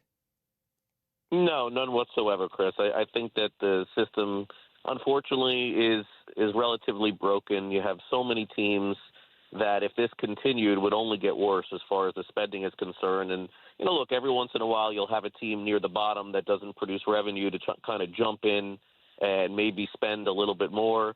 And a lot of these times, by the way, the spending doesn't even work out. If you go back and you look at past free agents on these 1-year and 2-year and 3-year deals, almost never any of them work out. So, no, I don't think it has any relevance. I completely understand. Certainly I've always been a players guy, Chris, and I definitely respect that they are the ones that make us watch the game. But the more I've watched this play out, I feel like we need a system like the NFL, like the NBA, and the NHL to a degree to get this back going in the right direction, or else we're going to let open a box that can't be closed. See, I'm right there with you. I have been very pro player in this for, as long as I can remember, I guess. After the 90s, once I started to learn more about how payrolls work and how much money these owners make, I started to become way more pro player in this. And there is a sense out there that, any owner, if they really want to, could invest heavily in the team. They could spend a lot of money on payroll. Do you believe that's the case, or are there real actual constraints, even though almost everybody who owns a team is a multi-billionaire? Yeah, listen, it's a fair question. They could do it, but they would lose money in the short term.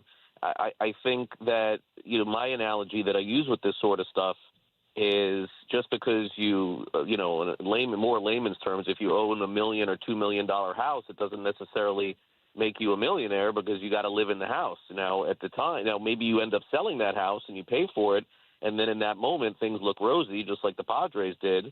But on a year-to-year basis, these teams that are not bringing in revenue outside of maybe revenue sharing are not making money. They're not. But I know there are people listening out there that are saying, oh, he's crazy. How's that the case? It's just true. But the caveat is with that, naturally, when the teams are sold, yes, when the teams are sold, that's when the billions pour in. So to answer your question, yes, they could do it, but these billionaires, Chris, did not become billionaires by losing money every year in life. And so they're not going to be willing to do it now. Look, I just think in the end, I don't know what the players' argument is going to be. I hope it's better than what I've seen in the last few months because I really just haven't seen anything. But my argument is the Green Bay Packers seemingly are pretty competitive living in a city of 20,000 or 100,000, whatever it is, every year. The Oklahoma City Thunder are the best team in the NBA. What market are they in? I think I would like to see some normalization around the league and see teams be able to compete at that level as well. I think it's working in the other leagues, so maybe I'm missing something. Is there a happy middle ground that's both pro player but also helps keep payrolls from becoming astronomical? Not that they already aren't, but if you just had a very high ceiling for the length of the collective bargaining agreement, and then of course that ceiling could go up in subsequent years, but you cap it at $400 million or something like that. A lot of teams aren't going to hit that $400 million, but it also would kind of keep maybe some teams like the Dodgers and Mets in check. Or does that not do enough? Look, I can't speak to what their sides are thinking because I really, have no idea what the negotiations look like. But it seems to me that from the player side, they just will not accept a salary cap no matter what. So if that's the case, we're kind of working from ground zero. But I don't know what that number would be, Amy, as far as the cap. But the floor, seemingly 100, 150, whatever it is. It does, make the bottom 10 teams in revenue spend more money than they've spent in decades. So again, I don't know what I'm missing with all this. It would seemingly be amazing in free agency. The second free agency would be open. The LeBron James of Major League Baseball signs immediately, right? Because they have the space. So they do it. We don't have to wait 3 months. It creates a frenzy. It creates more transactional interest. So I find I'm just struggled to find why this can't happen. So maybe your number is a good one, Amy, 400, 500, 300. I don't know, but they got to figure something out.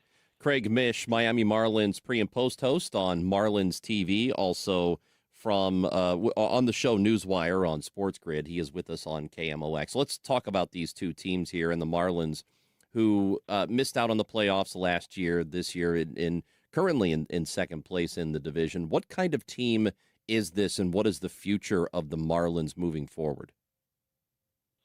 Well, a couple of years ago, they hired Peter Bendix away from the Tampa Bay Rays to kind of put in a model very similar, in my opinion, to Tampa Bay, which most importantly for them is basically finding Christie's diamonds in the rough, working the 40-man roster and making sure the 24th, the 25th, and 26th guy on the 26-man, and let's say 35 through 40 on the 40-man are better than other teams. And they kind of feel like if they're able to do that through analytics and different ideas, then it can make them more competitive by raising the floor. And so far it has worked, because the players that the Marlins have found at the bottom, I could make the case, are maybe some of the best in the history of the organization.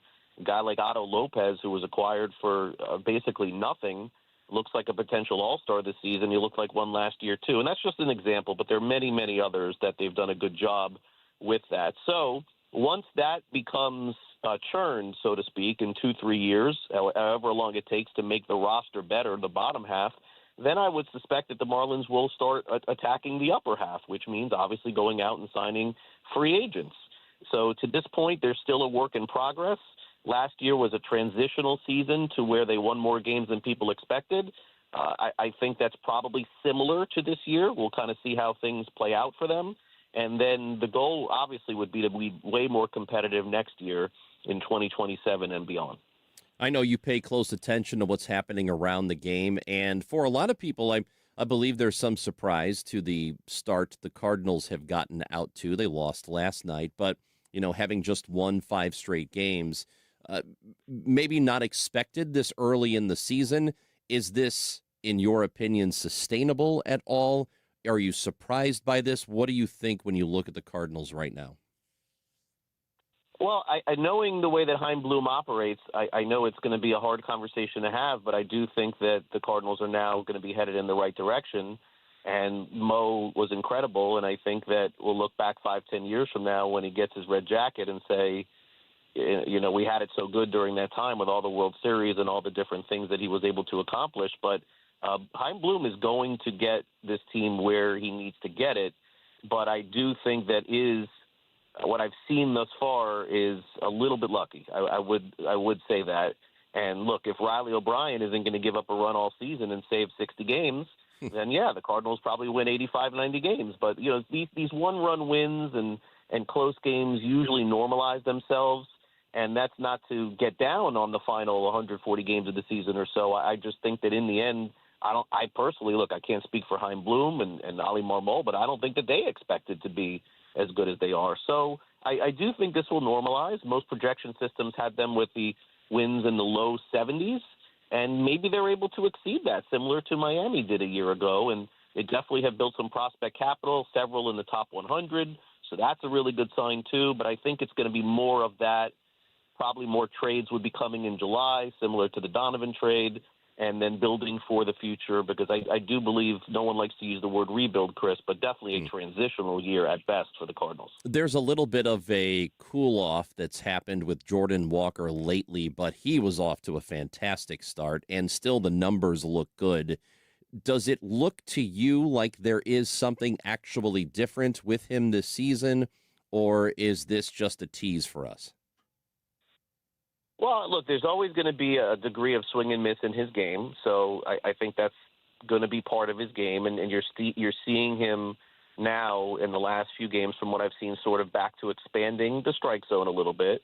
So it comes to adjustments. Teams are identifying Walker as the guy to beat in the lineup, and with him being the primary guy to be in the lineup, he's not going to see as many fastballs. He's going to see off-speed pitches, sliders, sweepers that are going to be outside. And the club is going to have to, get with him and say, hey, look, you got to stop chasing and just go to first base and let the next guy beat you. And you could see that's not happening over the last few games. So I don't think I do think that Walker could potentially have his best year ever as a Cardinal, but like every other young player, and he's been around now for a while, he'll simply have to make those adjustments to whatever he did in the offseason, but also realizing that the Cardinals offense does not pack a ton of punch, especially when Gorman and Burleson are facing guys that are very similar to them, left-handed. So got to be a little careful if you're Walker. I do think 20 home runs, 25 home runs would be a nice realistic goal. I know he's gotten off to the hot start, but he would be a guy that I could still see in St. Louis in the summer. So whatever he did in the offseason has worked. He's now got to get back online and just realize he can't win games by himself. Love talking baseball with you, Craig Mish. Thank you for being with us today. Thanks for having me, Chris and Amy. Appreciate it. That is Craig Mish, Marlins TV, with us here on 104.1 FM KMOX. It's time for a $98 AC tune-up. Saving money is hard, but what's worse is when you save all year, hoping to use that money for a nice vacation, and then your AC unit dies and that money is gone. Now imagine yourself in retirement. You've saved a nice amount, hoping to use it for fun. But every time you take money out of your 401k, you get hammered in taxes. It's a sad fact, but your number one expense in retirement may not be cruises and trips. It could be taxes. At the All Financial Group, we believe in keeping more of your money where it belongs, with you. Join the All Financial Group for their Taxes in Retirement Seminar, Tuesday, April 21st and Thursday, April 23rd. You must qualify to attend. Call today to reserve your spot, 636-230-8824, or go online to yourmoneymattersstl.com. Investment advisory products and services made available through Impact Partnership Wealth, LLC, IPW, a registered investment advisor. Neither the firm nor its agents nor representatives may give any tax or legal advice. Individuals should consult with a qualified professional for guidance before making any purchasing decisions. Get ready to laugh out loud, St. Louis. The outrageous Broadway hit Spamalot is riding into the fabulous Fox Theater May 5th through the 17th. From the twisted minds of Monty Python, this Tony Award-winning musical brings you killer rabbits, dancing knights, and non-stop hilarity. It's the legend of King Arthur like you've never seen it before. More information can be found at KMOX.com/events. In a world in need of a hero, one man rises to the challenge in style. He is... just driving the kids to soccer practice. Make every day feel epic in the all-new Hyundai Palisade Hybrid with up to an EPA-estimated 619 miles of range on select trims, advanced tech, and class-leading interior space. Visit HyundaiUSA.com or call 562-314-4603 for more details. And hey, come on, no cleats on the seats. Everything you knew about reaching customers online is being rewritten. Time to rethink your approach. Outcomes from Viant finds real customers, not impressions, not clicks, customers. Our AI maximizes every dollar of your budget against the outcomes that matter most and proves it happened. It's smarter advertising made simple. Visit Viant.ai. Last year, we had 295 trials where we'd been offered a total of $90 million on all those cases. When the dust settled, we had recovered over $1.1 billion in verdicts and mid-trial settlements. I'm John Morgan of Morgan & Morgan. We became America's largest injury firm for a reason. We won a lot, $30 billion and counting. The best part of all those wins is that it helps you when you hire us. All those wins allow us to let the insurance company know we mean business. And believe me, they know who we are. If you've been injured, Google Morgan & Morgan results. You're not bragging if it's a fact. 3 million people tried to hire us last year alone. That happened for a reason. Visit forthepeople.com and let's get started this minute. Morgan & Morgan, forthepeople.com. The choice of a lawyer is an important decision and should not be based solely upon advertisements. Past results afford no guarantee of future results. Every case is different and must be judged on its own merits. Hey guys, Kevin Wheeler here. I want to tell you about Burn Balance Complex. It's the latest tool available at supplement superstores to get you moving down the path you want to when it comes to being in great shape. This is not a fat burner. It is a complete metabolism system. It's Burn Balance Edge for the guys, Burn Balance Zen for the ladies. So make sure you ask for the right one when you go in. But what this does is makes your body work the right way. So what I've noticed in a short amount of time so far, metabolism is great. I mean, you're starting to feel, in fact, I can feel it. Shirts are fitting a little looser. The belt pulls a little tighter. And on top of that metabolism boost, you're also getting some reductions in stress and cortisol levels. You're getting appetite control, craving control throughout the day, all-day focused energy with no jitters and crash. And look, it isn't magic. You need to do the work. But I'll tell you this, It's a good assistant. It helps a lot to make the right decisions. So if you want long-lasting results, go to Supplement Superstores. Tell them Kevin Wheeler sent you in. They'll knock 30% off the Burn Balance Complex, and you can find your location at supplementsuperstores.com. The Chris and Amy Show is video streaming now on KMOX's YouTube, X, and Facebook pages. Click and subscribe. Well, Amy, one of our favorite idiots is at it again. Honestly, it could be any number of people at this point. Well, remember old friend Valentina Gomez?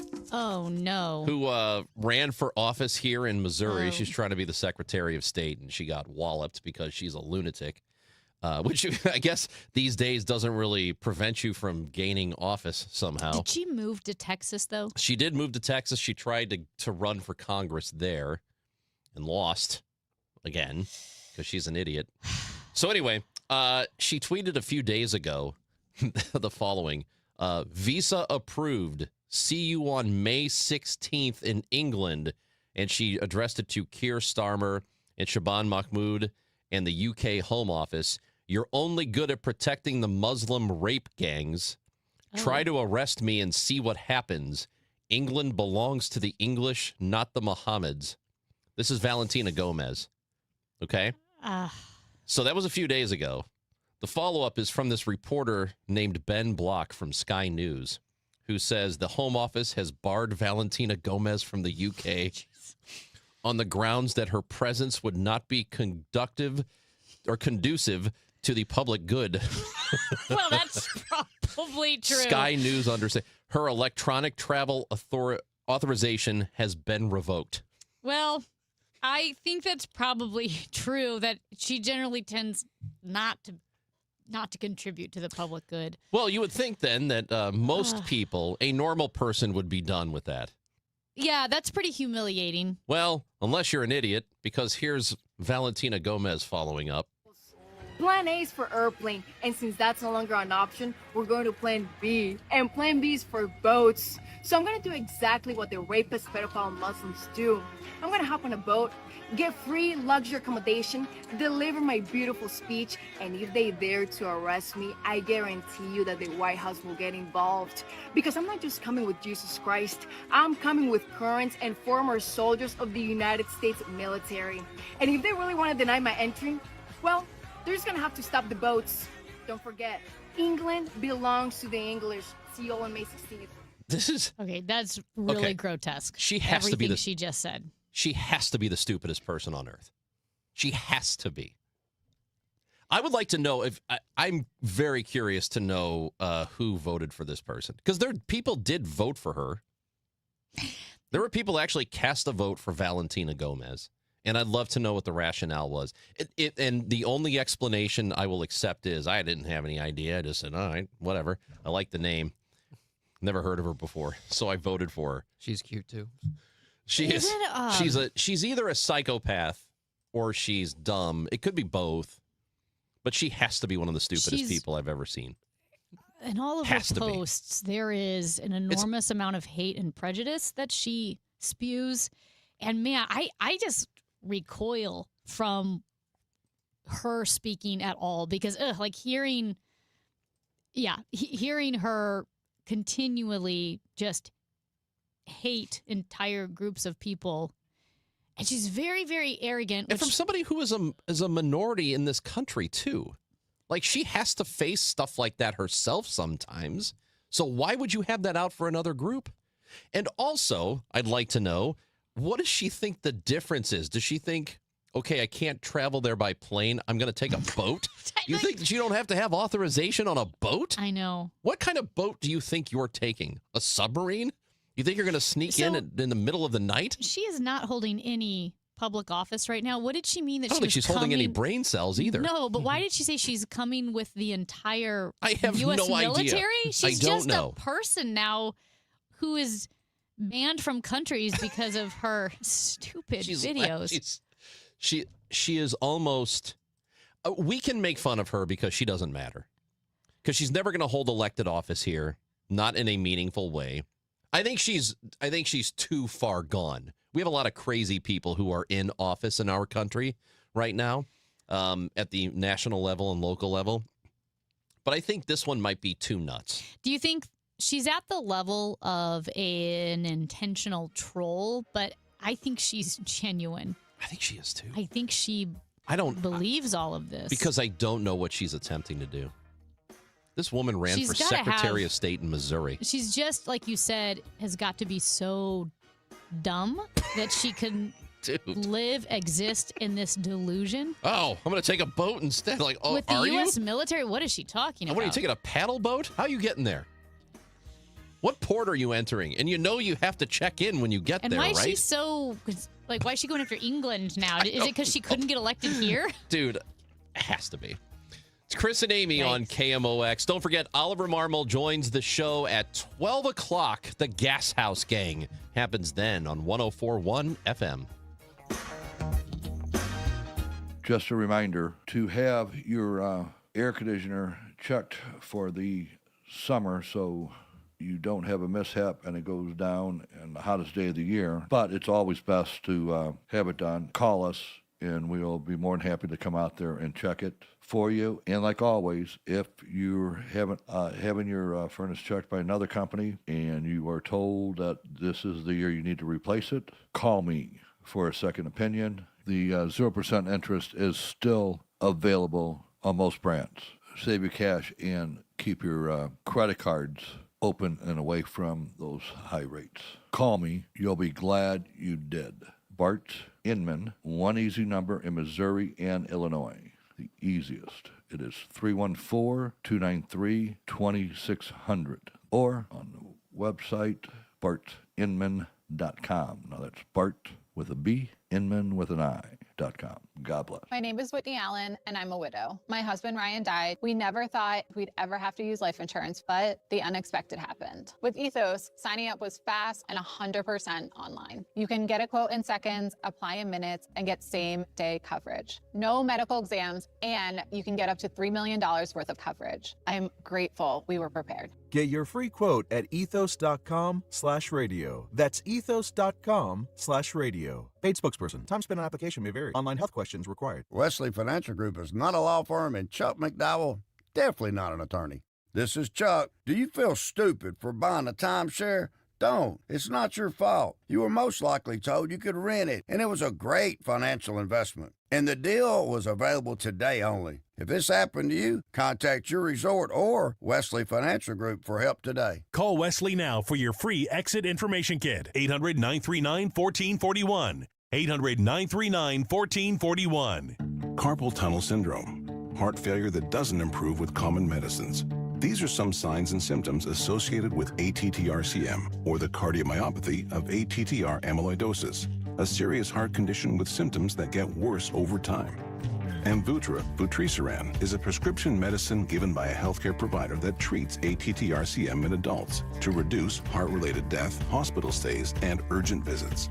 In a clinical study, Amvuttra was proven to help people live longer and have fewer heart-related hospital stays and urgent visits over 3 years compared to placebo. Amvuttra lowers the amount of vitamin A in your blood, which can affect vision.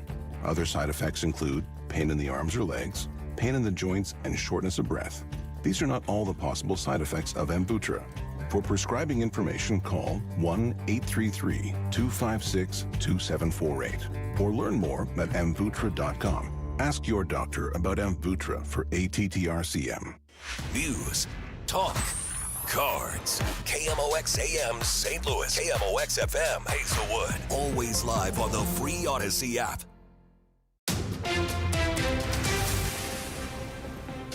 It's 11 o'clock. We've got sunshine and 70 degrees in downtown St. Louis. I'm Debbie Monterey. A woman is dead after being run over by a St. Louis City trash truck this morning. The crash occurred at 8:47 a.m. in an alley at the 4600 block of South Broadway. Here's what we know. According to the St. Louis City Police Department, utility crews were set to work in this alley when they saw a woman acting erratically and appearing to be impaired. They called their security team, but before security could arrive, a city refuse truck backed through the alley and over the woman, striking and killing her. St. Louis City Police spokesman Mitch McCoy. We don't believe that the truck driver knew that he had struck somebody until the utility crew came out and told him. The deceased was not identified, only referred to as an adult female. The driver of the trash truck did not appear impaired according to McCoy and has a valid driver's license. He will receive a blood draw per city protocols. In South City, Sean Malone, KMOX News. A food truck owner is dead following a shooting Sunday in Ferguson. 41-year-old Ronald Milton was killed.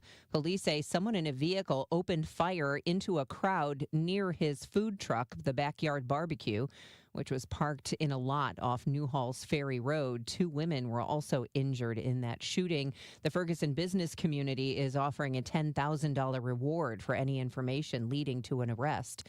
A St. Charles City Council incumbent has changed his mind about drawing names out of a hat to decide a tied city council race when faced with how to solve this issue between incumbent Bill Otto and challenger Chris Kyle. The two agreed last week to draw a name out of a small jar instead of conducting a full recount due to the high expense. But it seems Bill Otto, the incumbent, has changed his mind, filing a lawsuit yesterday asking for that formal recount. The Post-Dispatch reports, though, that the St. Charles City spokesperson says election results must be certified at today's meeting regardless of that lawsuit. Advocates say they may have a solution to combat vacancies in downtown St. Louis. Over 30% of office space in St. Louis is vacant. And there's a lot of buildings that, wake of the pandemic, are just sitting unused. A bill currently heading to the Missouri Senate would create innovation zones in Missouri cities, aiming to make it easier and more appealing for developers to repurpose properties in those zones. Jeff Smith, executive director of Missouri Workforce Housing Association, says the bill would provide developers with enough incentives for them to make downtown St. Louis boom again. It will stimulate over $1 billion in redevelopment very quickly in St. Louis City. If passed, the bill, Smith says developers will have boots on the ground within 18 months. The weather is sponsored by i3 Broadband. This afternoon will be breezy and warmer than yesterday with plenty of sunshine and a high of 83. Then mainly clear tonight, though just 60. Plenty of sunshine tomorrow, a pleasantly warm afternoon with a high of 80. Thursday, partly sunny, breezy and warm, high 84. From the Saliga Heating and Cooling Weather Desk, I'm AccuWeather meteorologist Joe Lundberg on 104.1 FM KMOX. Right now it's sunny and 70 degrees. Spring is here. Time to toss out that dusty treadmill and your laggy cable internet. Upgrade to 100% in-home fiber from i3 Broadband. Plus, springing forward with their longest price guarantees ever on gig speed internet services. No data caps, just pure speed. Visit i3broadband.com/radio and start your spring off right. I'm Debbie Monterey, KMOX News. Chris Raunchy, Amy Markscores, because life is too short for boring radio. 104.1 FM, KMOX.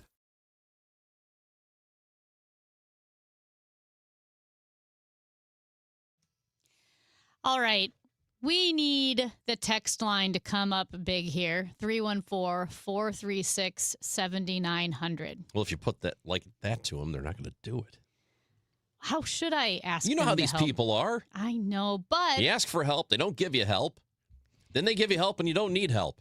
But they're And know-it-alls. then it's not very helpful. If we have a bunch of know-it-alls, We have so many know-it-alls. wouldn't they want to Oh, chime my in God. on this if I'm asking a bunch of know-it-alls what to do? What percentage of our listeners do you think are know-it-alls? 93. You think? See, I don't think it's that high. You think it's 93? Yes.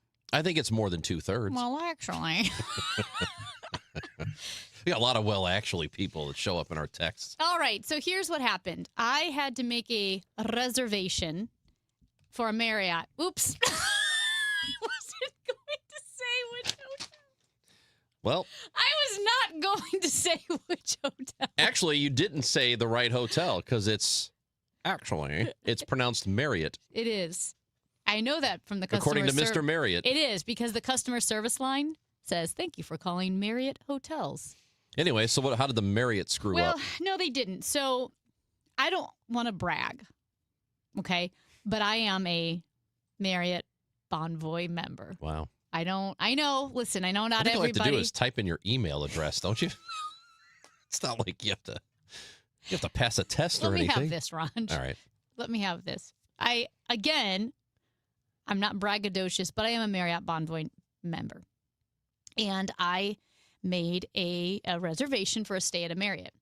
And I had to call to edit the reservation. And so I did. And when I was done, the guy said, well, as a Marriott Bonvoy member, you have been selected for, you could save up to like 75% on the wonderful. next stay. And I thought, well, okay. But then he kept talking. And then when I was done, he said, is there anything else I can help you with? I said, no. But instead of hanging up, the phone started ringing again, like on my end, or on their end, it was ringing. I could hear it. And another guy picked up and said, how can I help you? And I was like, I don't know. And he said, well, you've been selected to get up to 75% off. And he said, so here's the deal we have. You can stay at Vegas or you can stay in Orlando 4 nights, 5 days for $199. Which one would interest you more? Wait, I'm sorry. Total? Total. Okay. Right? That's what. And I thought, wait a second here. Maybe they are trying to get people to stay at their resorts. He goes, which one would interest you? And I said, well, neither, because I don't like Vegas and I'm not a big fan of Florida. He's like, that's okay. He goes, we've got a bunch of, and it's not that I don't like Florida. It's just I'm not going to go on vacation there. And so he said, well, here's our other locations. And he named, 27 different cities and states. And one of them was Colorado. And I said, oh, I would stay in Colorado. And he was like, well, we've got this trip for $199, 4 days, 4 nights, 5 days in Avon, Colorado. And I thought, okay, that's actually pretty good. And I think why would I not take him up on this? And I thought, well, keep asking because obviously he's been withholding information. First it was supplements, now it's this. I know. But I mean, tell me $199 for 4 nights, 5 days is not extraordinary. Of course it's a great deal. It might as well be free. Right. So I said, well, I love Colorado. I go, do you have anything? The texts are already coming in. I said, do you have anything in Colorado besides Avon? And he goes, well, I have Steamboat Springs for $249. Would be 4 nights, 5 days. And I'm thinking, oh my gosh, I was planning a trip to Steamboat Springs and to stay at a Marriott there. And I thought, this is too good to be true. And so I thought, oh my gosh. Well, I go, okay. And I said, I'm sorry. I go, and I don't have to do anything like go to any meetings or anything. And he goes, well, actually, that's why this is such a great deal, because we do ask that you attend a 90 to 120 minute meeting for the Marriott Vacation Club.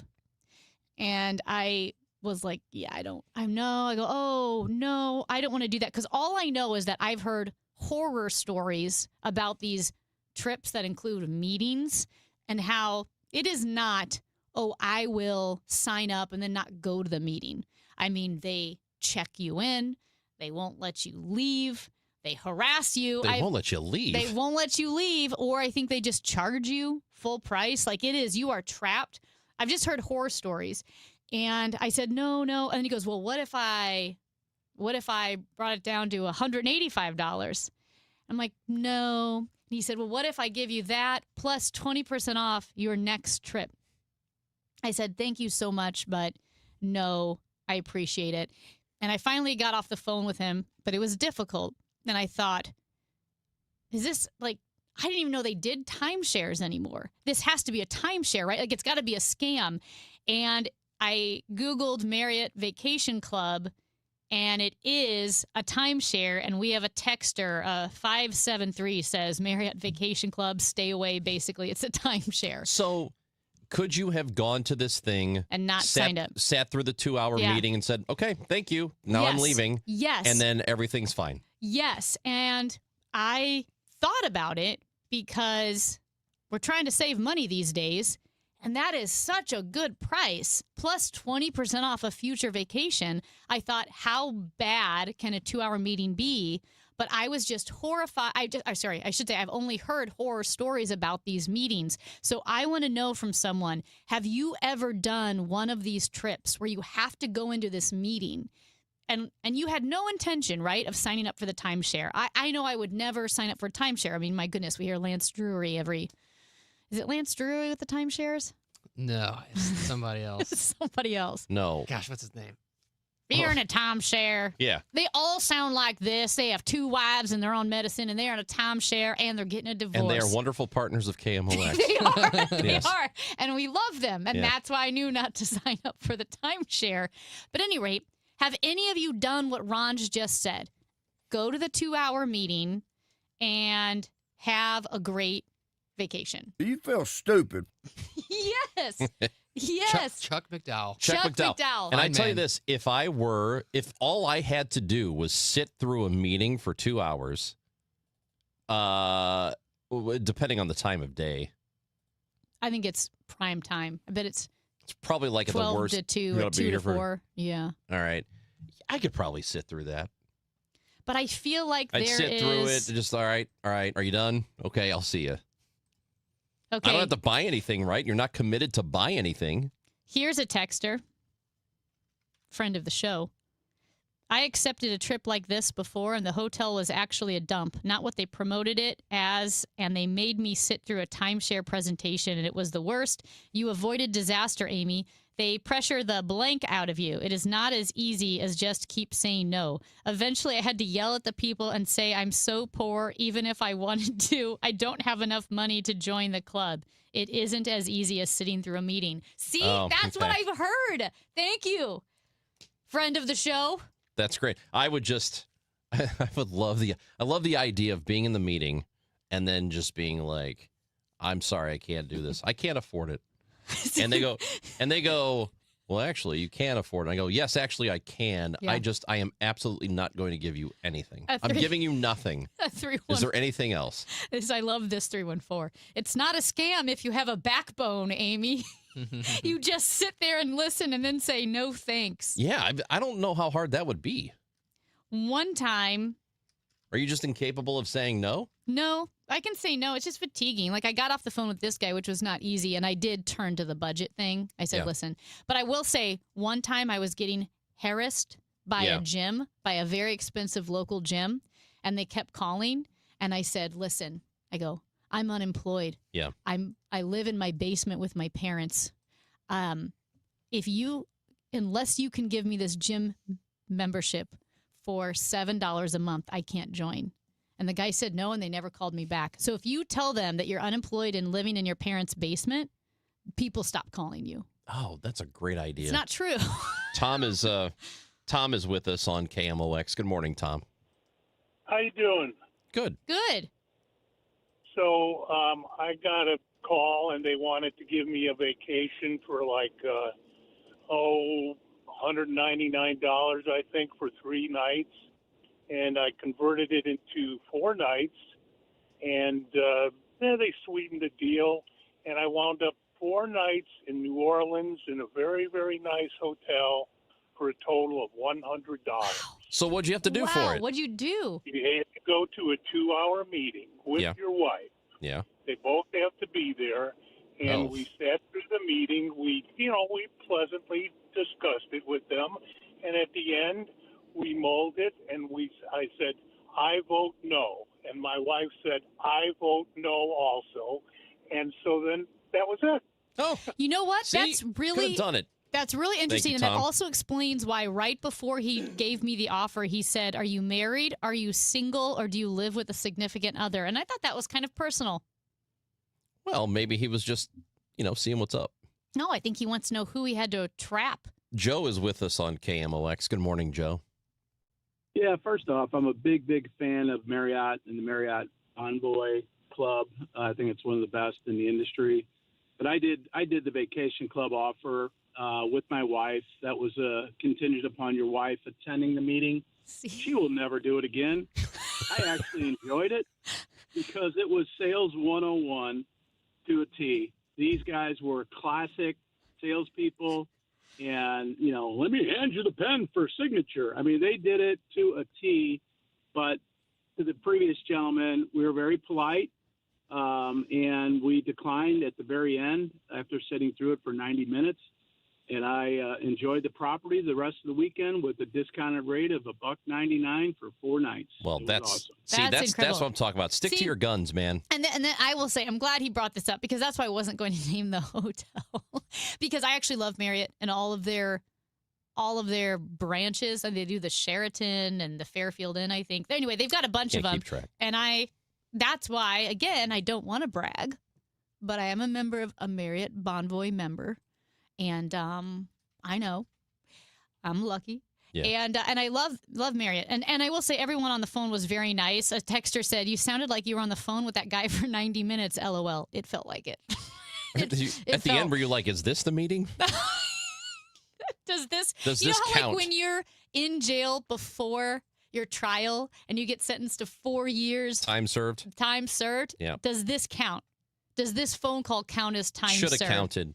I don't know. I think it's pretty weak. I think it's weak of you to not sit through the meeting. Well, I think it is too, because one guy said, "I should have brought you because you like to be the no man." Greg says that. Oh, Take Chris yeah. with Well, you. yes. Yeah. Oh, dude. Yeah. I would have so much pleasure in letting these people like, oh yeah, tell me more. Oh, okay. Oh, that sounds really good. See, but what now about I feel this? And then at the very end saying, no, I'm good. I feel like I really just blew letting it. them really practice their sales gift. I really feel like I blew it because we have a lot of texters who have done this and have said no. A 314 says they went to Vegas. Vegas has these deals all the time. There's no harassment in the meeting. Another guy said, "I've done it several times for boat rides, dinners, and trips. I am great at saying no." And 314 makes a great point. After the meeting, tell them you have no money. Why do you think I took the 4-night stay for $199? See, I think this would just have been such an easy way to get a nice, cheap trip and not have to pay these people anything. Okay, this is embarrassing. We have a texter, a 630, that says, "Wait, is Amy a Marriott Bonvoy member? I didn't want this kind of attention." Well, you already mentioned that you were. I You am. already put that out Listen, there. I'm a normal person. I just want to say I am a normal human. I'm down to earth. Sure, I am a Marriott Bonvoy member, but I mean, I'm down to earth, you know? Our guy Michael Kelly is going to join the show at 11:30. We are going to be with you until 12, and then the Gas House Gang happens. Oliver Marmol, the manager of the Cardinals, is with us from 12 until at least 12:30, and we will talk some Cardinals baseball with him. That is, again, Gas House Gang at noon. And right now, FanDuel is serving up a happy hour that everybody can participate in. Well, if you're legally allowed to bet, you can do that during the playoffs. So we're talking special drops you're not going to want to miss.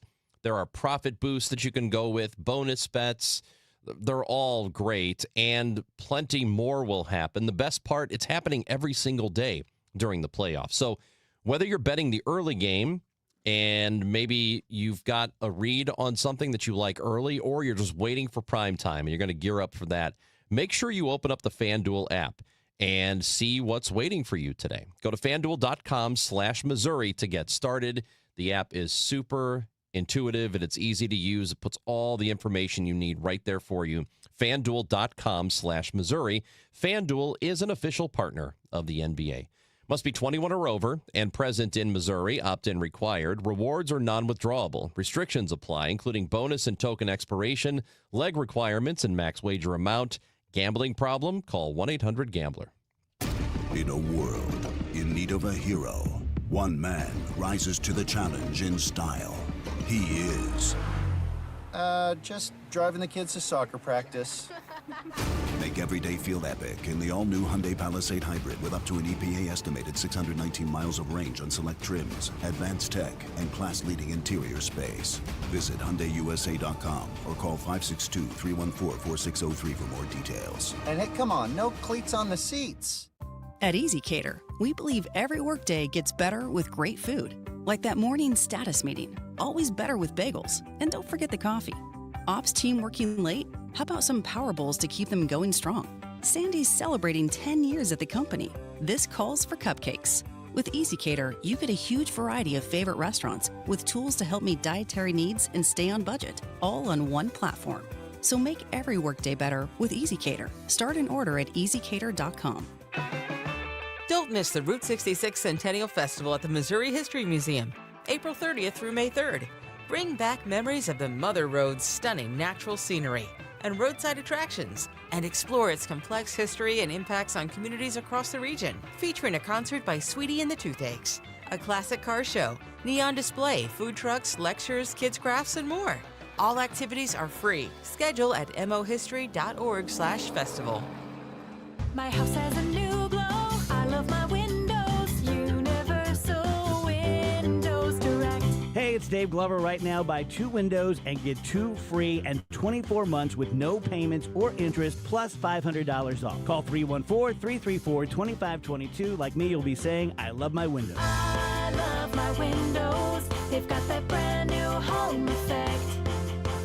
Universal Windows Direct. SNL Coin. We buy gold and silver coins, silver and gold jewelry. Also buying gold-filled and silver plates. Before you sell, call SNL. 314-544-3600. 314-544-3600. SNL Coin. Let's talk about Air Medical memberships. In an emergency, you don't choose who transports you. Dispatch sends the closest, most appropriate aircraft. Here's what matters: speed, skill, advanced care. Like critical care crews trained for the toughest moments. Like onboard blood that can make the difference between life and death. Arch Air Medical Service delivers life-saving air medical care across Effingham and surrounding communities. When you call for help, we bring hospital-level care to you. Plus, we're part of Air Methods, the nation's largest air medical provider. And about the cost, the No Surprises Act protects patients with private health insurance from unexpected out-of-network air ambulance bills. You're only responsible for your in-network copay, coinsurance, or deductible. Medicare and Medicaid patients have similar protections. No surprise bills, no balance billing, no membership required. Because when it's your life on the line, what matters isn't membership, it's medicine. Learn more at airmethods.com. Copays, coinsurance, and deductibles are set by insurance providers, not Air Methods. Terms and costs may vary. Contact your insurer for details. 100 years of service and still at your service. KMOX.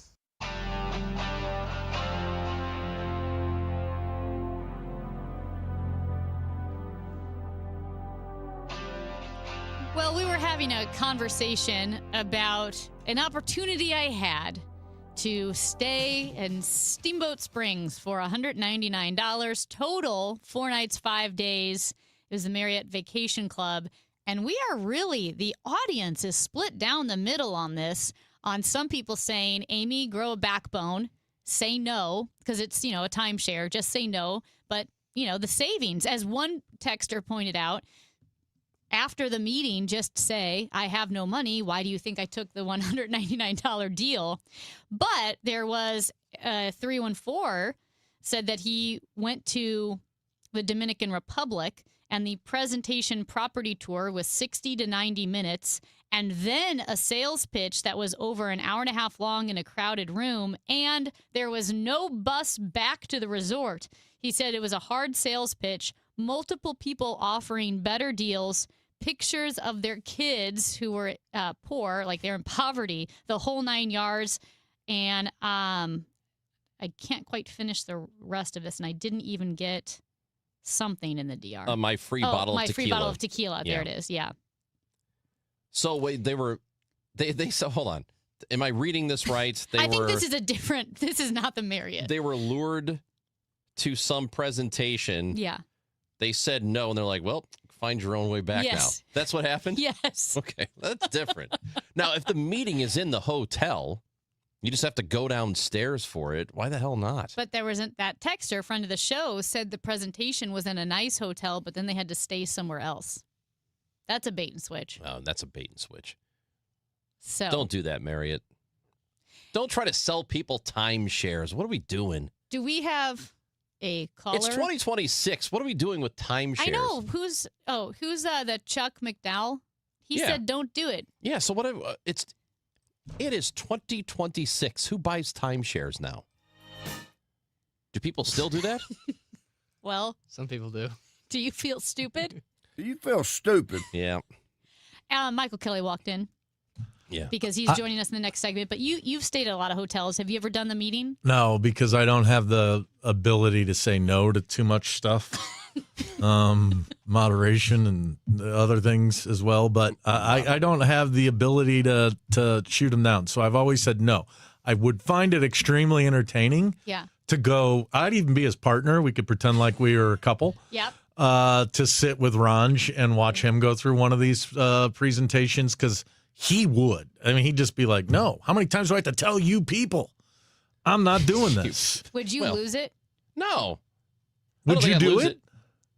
Oh, yes, I would totally do it. But I don't understand, though. If all I had to do was say no at the end of a 2-hour meeting. I don't think it's that simple, though.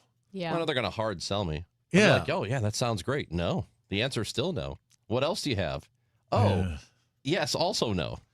I think And I no would want again. to. Do they require you to do it at the beginning of your 4-day trip, or can it be at the end? I don't know. That's a good question. Because I would have a much firmer backbone at the end than the beginning. Because I would be like, oh, I'm sure they're going to tell these maids, like, go ahead Yeah. and drop his toothbrush in the toilet. Well, I think or they just stuff charge like you. that. They just charge you like full price. Or they're probably if going to you don't come show up. in and, well, I would ask that question first. Like, hey, if I go through this meeting and I don't accept it, do you now make me pay for the entire trip? No, I don't think it's that. I think it's if you don't stay for the whole meeting, and I think if you try to get out early, or if the meeting goes longer, I think that's where they charge you. Is they make sure that you're there, because just like they made sure if you have a spouse, because they asked, are you single, married, or do you have a significant other living with you? That's rude. That's what I thought. I thought it was a little invasive, but now we found out, because these people, if you say yes, your significant other has to go with you. It's like when you get your driver's license, if you say you wear glasses and it's on your license, you always have to wear your glasses. Oh, yeah. That's what this is like. If you say you have a spouse, that spouse has to go with you. Well, maybe they're trying to avoid a Coldplay incident too, where somebody's like, "Oh, I'll take my side piece on this deal." And What are you talking about? You know what I'm saying? And One of the then- reasons hotels exist is because of side pieces. is that right? Well, those are the hourly hotels, Chris. Yeah. Wait a minute. Here's a 636. I got roped into going to one of those meetings. Very aggressive sales tactics, to the point that I had to catch an attitude and threaten to throat punch them. Let me tell you. Here, Throat let punch. me. I'll just give you some insight from my life, and I think we've talked about this before. When I was going to I was moving last summer, and I was going to cancel my internet service. Yeah. And they tried the hard sell because I had already established I was getting a different service. And they said, well, hold on. What about this? Have you could? And I was like, no, I'm good, man. I got it. And he kept going. And he was a younger guy. And I said, listen to me. I understand you're trying to do a job. And I have to tell you, when this call is recorded, and I know it is, you could tell your superiors you're doing a great job trying to sell me, but I don't want it. Right. And I'm not going to take it. He's like, yes, I understand. But I'm like, I get what you understand. Do you understand what I understand? Because I'm telling you, I'm not going to take this. You know what this is And then giving vibes of? He kept going. He probably, I think it took me about 4 or 5 times of me saying, no, absolutely Yeah. not. I'm good. Thank you. Before he finally stopped trying to sell me. I wonder if But I actually got a kick out of that. I wonder if he was taught to just keep going until the guy hangs up on you.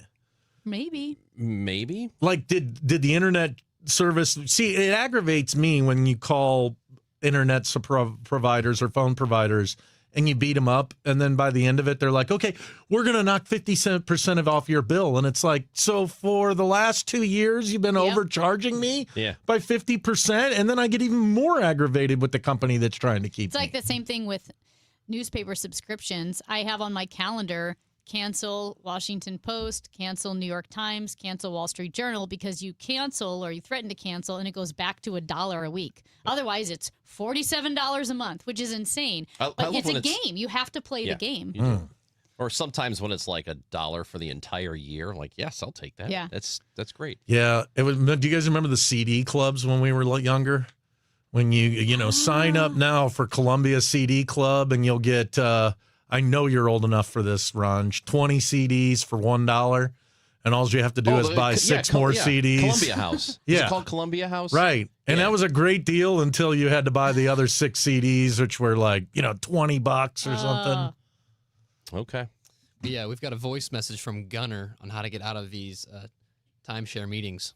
I always enjoy getting a timeshare deal.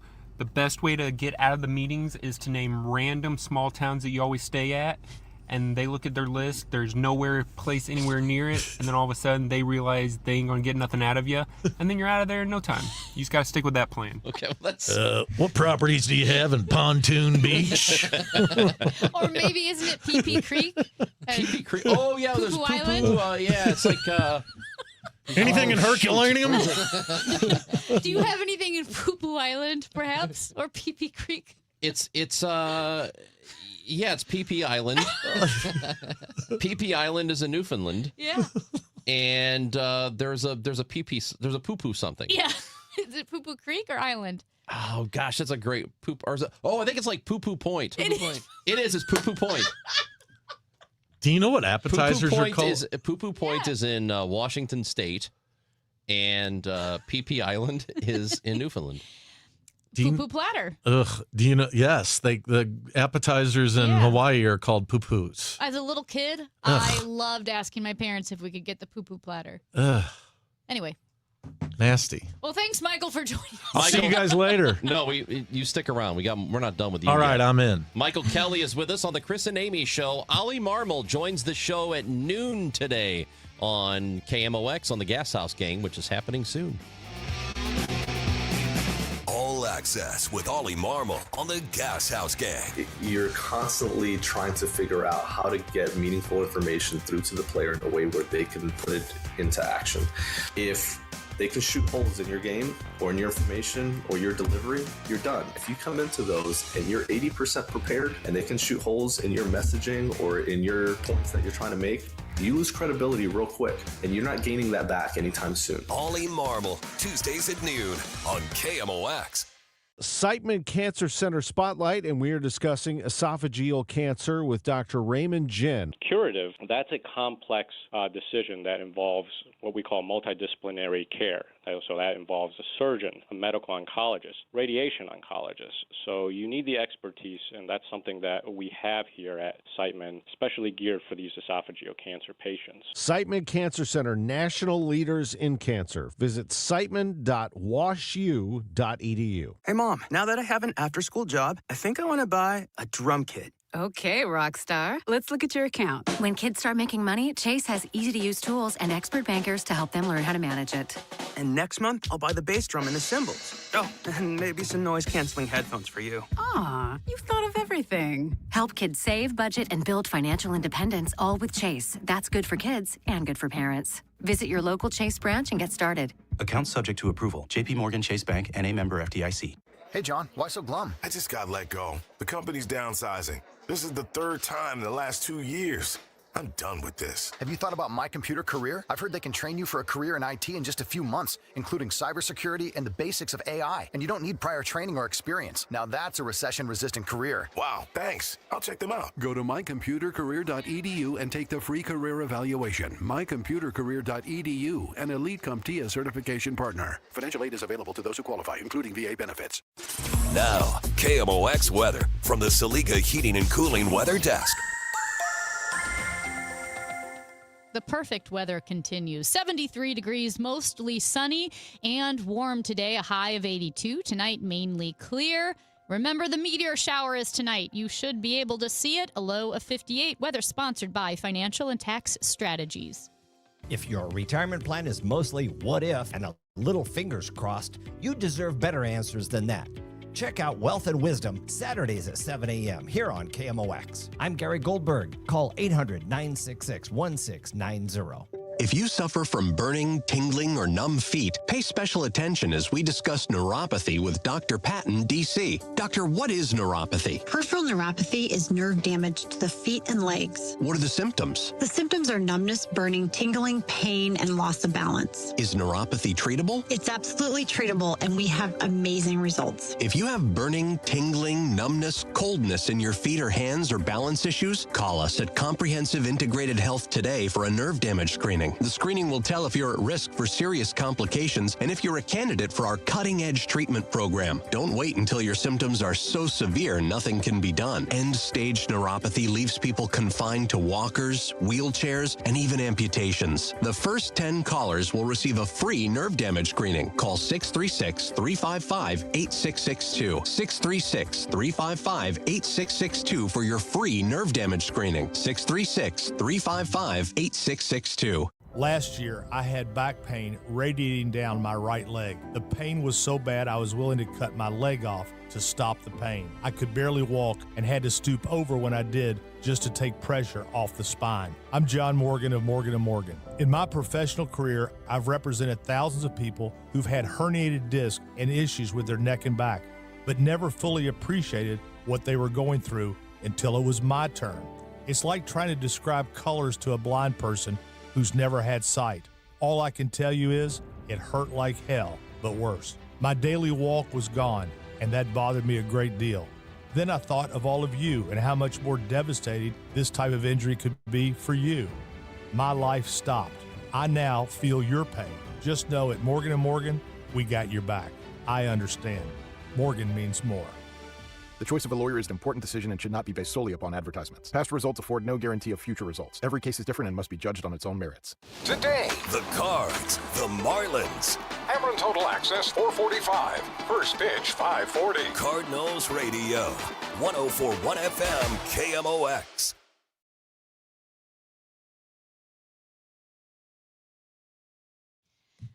Chris Ranji, Amy Mark Scores, and Michael Kelly here from Studio B, downtown St. Louis. Hey, there was a piece in the New York Times with Ross Douthat, and it is actually a transcript of his podcast called Interesting Times, and it's his interview with Ben Sasse, the former Nebraska senator.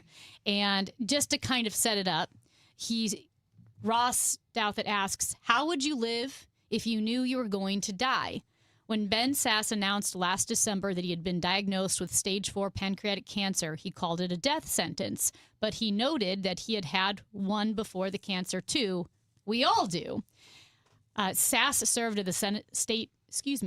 the state of Nebraska in the U.S. Senate for 8 years. Then he said he called himself sometimes an ineffectual conservative. Then he quit politics to become the president of the University of Florida, and now he's facing mortality. And Sasse says that the advance of his cancer has brought him clarity, sharpening his focus on his wife, his 3 children, and the God whom he expects to shortly meet. He's also doing talking. He has his own podcast called Not Dead Yet, which is a pretty good name for it. And he's doing interviews like the one that is transcribed in the New York Times.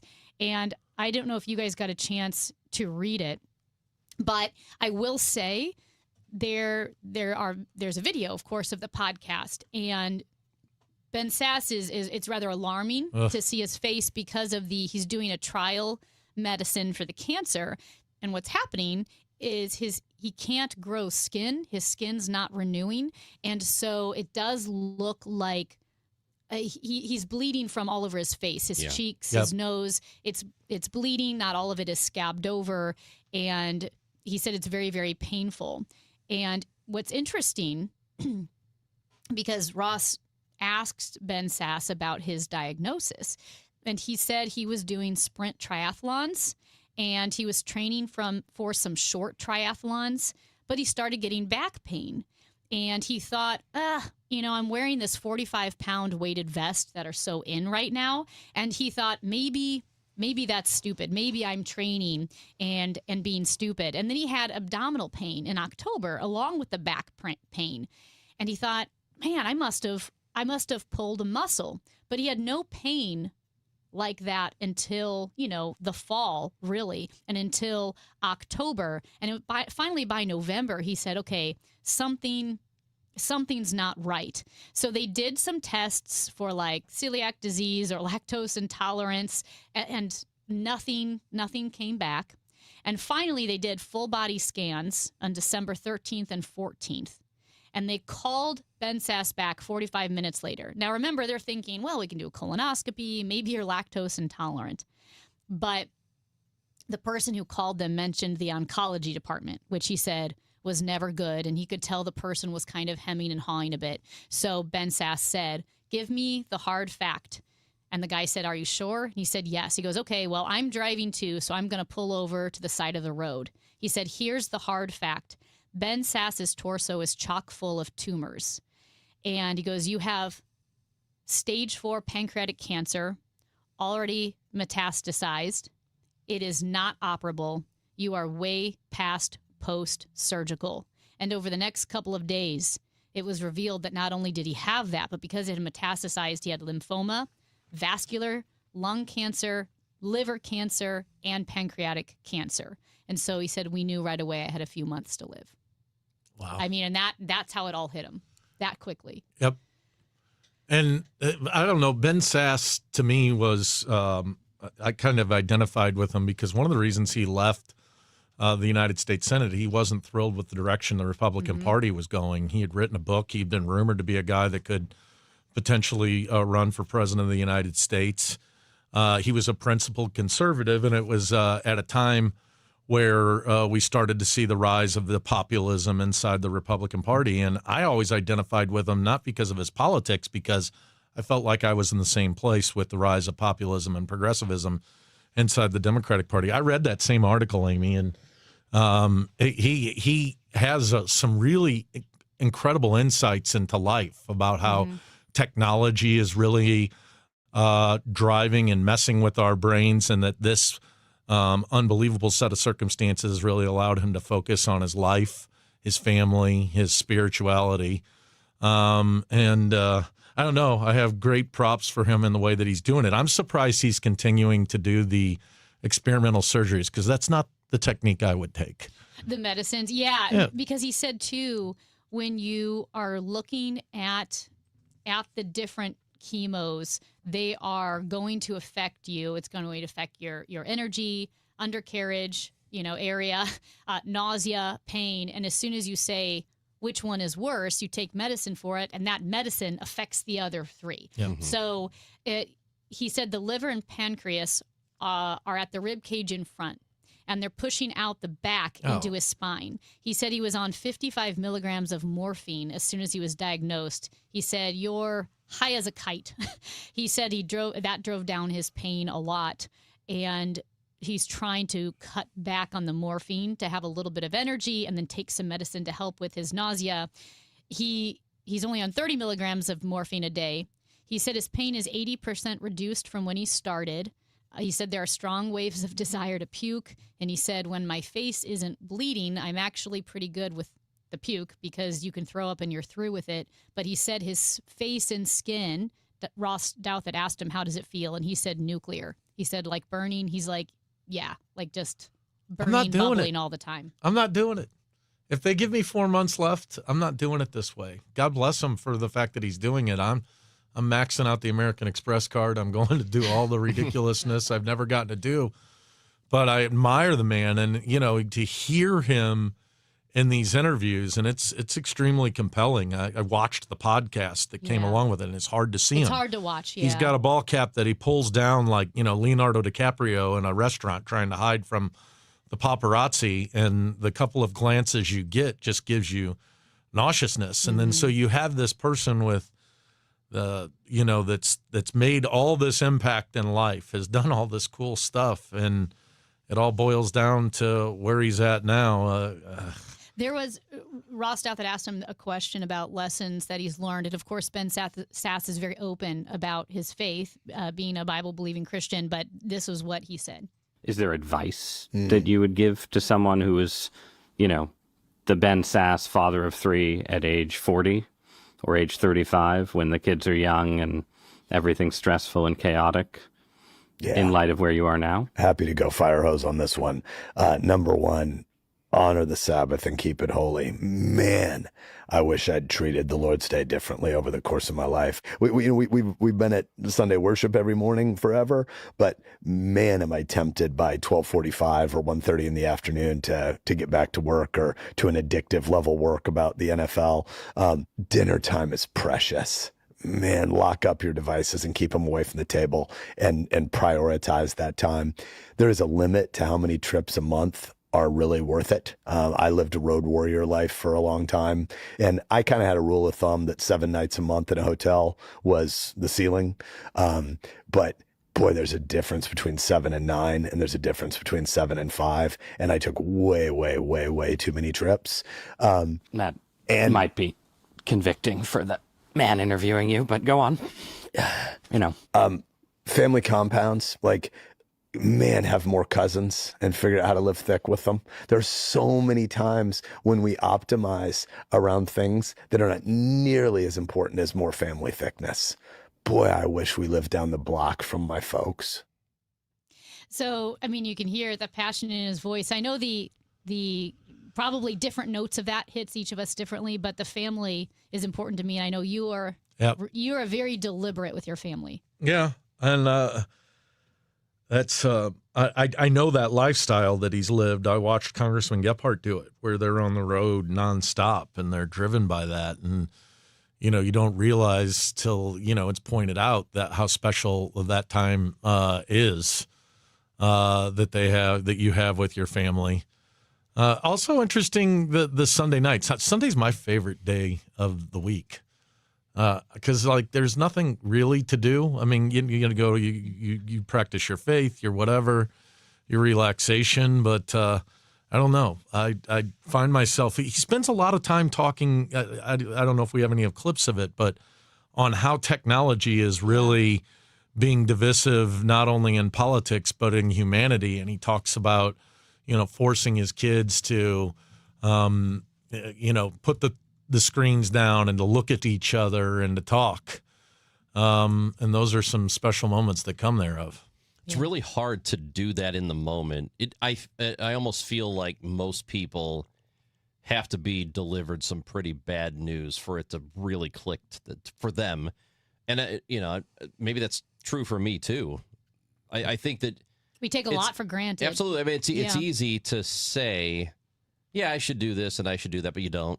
Right. Mm-hmm. Right. You just kind of go about your routine the way you're doing it. It's not until, for many of us, you get some really awful news first, and then you have no choice but to make that alteration.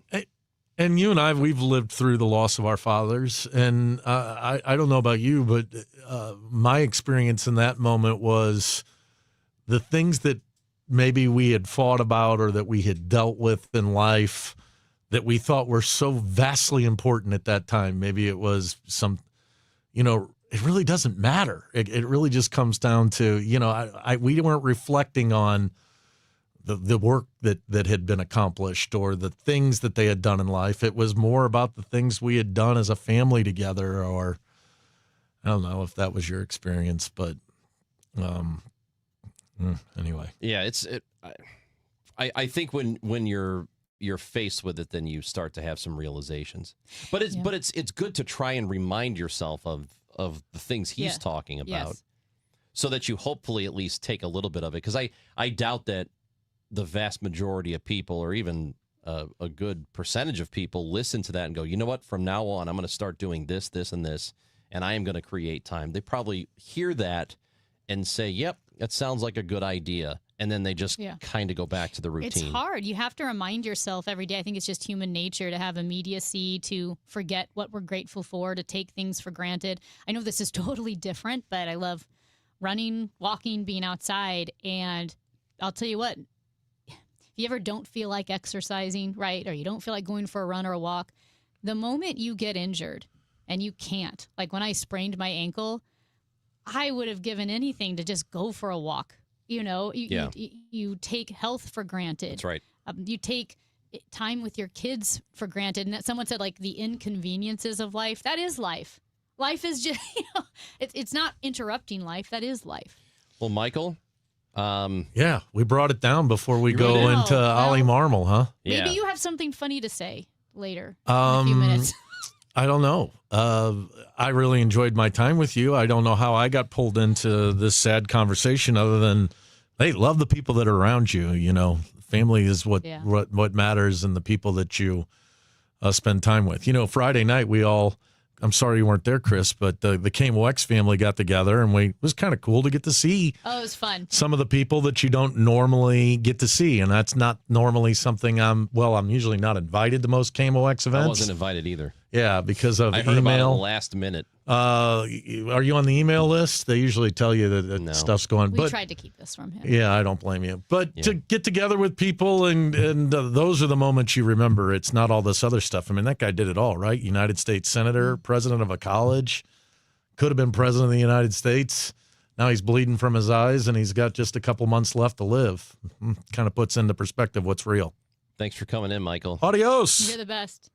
Chris and Amy, we do only have a few more minutes. Then we're going to get to manager Oliver Marmol on the Gas House Gang. That is at 12 on KMOX. Saving money is hard, but what's worse is when you save all year, hoping to use that money for a nice vacation, and then your AC unit dies and that money is gone. Now imagine yourself in retirement. You've saved a nice amount, hoping to use it for fun. But every time you take money out of your 401k, you get hammered in taxes. It's a sad fact, but your number one expense in retirement may not be cruises and trips. It could be taxes. At the All Financial Group, we believe in keeping more of your money where it belongs, with you. Join the All Financial Group for their Taxes in Retirement Seminar, Tuesday, April 21st and Thursday, April 23rd. You must qualify to attend. Call today to reserve your spot, 636-230-8824, or go online to yourmoneymattersstl.com. Investment advisory products and services made available through Impact Partnership Wealth, LLC, IPW, a registered investment advisor. Neither the firm nor its agents nor representatives may give any tax or legal advice. Individuals should consult with a qualified professional for guidance before making any purchasing decisions. Each year in St. Louis, 10 women are recognized for volunteer leadership that changes lives. They support families, strengthen communities, and create opportunities where they're needed most. Join us Tuesday, May 19th at the Ritz-Carlton for the 2026 Women of Achievement Awards Luncheon. Celebrate their impact and be part of a tradition more than 70 years strong. Reservations available at WOASTL.org. For more information, go to KMOX.com/events. And Doug. There's nowhere I wouldn't go to help someone customize and save on car insurance with Liberty Mutual, even if it means playing in a football game. Boom! 42! You're going down, Doug! Oh, yeah? Your price on car insurance when you customize and save is going down. Hey! Limu? What are you doing on their team? Only pay for what you need at LibertyMutual.com. Liberty, liberty, liberty, liberty. You just testified under oath you're getting more fiber in your diet, and it was easy? Where is this additional fiber coming from? Mirafiber gummies. Objection! It's true. Mirafiber has 8 grams of fiber to help me get the fiber I need in a day, plus 4 B vitamins for metabolism support. All in one serving. Overruled. My gut rests its case. Oh, that's my line. Find Mirafiber today at your local retailer from the makers of Miralax. Mirafiber supports metabolism of carbs, fats, and proteins. Serving size is 4 gummies. Presented by Worldwide Technology, the BizDash 5K is back. Produced by the St. Louis Sports Commission, a high-energy corporate race in St. Louis's healthiest happy hour. Thursday, May 7th at Energizer Park. Register your team at stlbizdash.com. Check engine or ABS light on? Take the guesswork out of your warning lights with O'Reilly Veriscan. It's free. Ask for O'Reilly Veriscan. O'Reilly Auto Parts. Pump up the volume. Business moves fast. Pump up the volume. When you ship with USPS Ground Advantage, you can keep up with confidence. Visit USPS.com/Ground Advantage to learn more. Hey guys, Kevin Wheeler here. I want to tell you about Burn Balance Complex. It's the latest tool available at supplement superstores to get you moving down the path you want to when it comes to being in great shape. This is not a fat burner. It is a complete metabolism system. It's Burn Balance Edge for the guys, Burn Balance Zen for the ladies. So make sure you ask for the right one when you go in. But what this does is makes your body work the right way. So what I've noticed in a short amount of time so far, metabolism is great. I mean, you're starting to feel, in fact, I can feel it. Shirts are fitting a little looser. The belt pulls a little tighter. And on top of that metabolism boost, you're also getting some reductions in stress and cortisol levels. You're getting appetite control, craving control throughout the day, all day focused energy with no jitters and crash. And look, it isn't magic. You need to do the work. But I'll tell you this, it's a good assistant. It helps a lot to make the right decisions. So if you want long-lasting results, go to Supplement Superstores. Tell them Kevin Wheeler sent you in. They'll knock 30% off the Burn Balance Complex, and you can find your location at supplementsuperstores.com. Chris and Amy now. The Dave Glover Show at 1 on the voice of St. Louis, KMOX.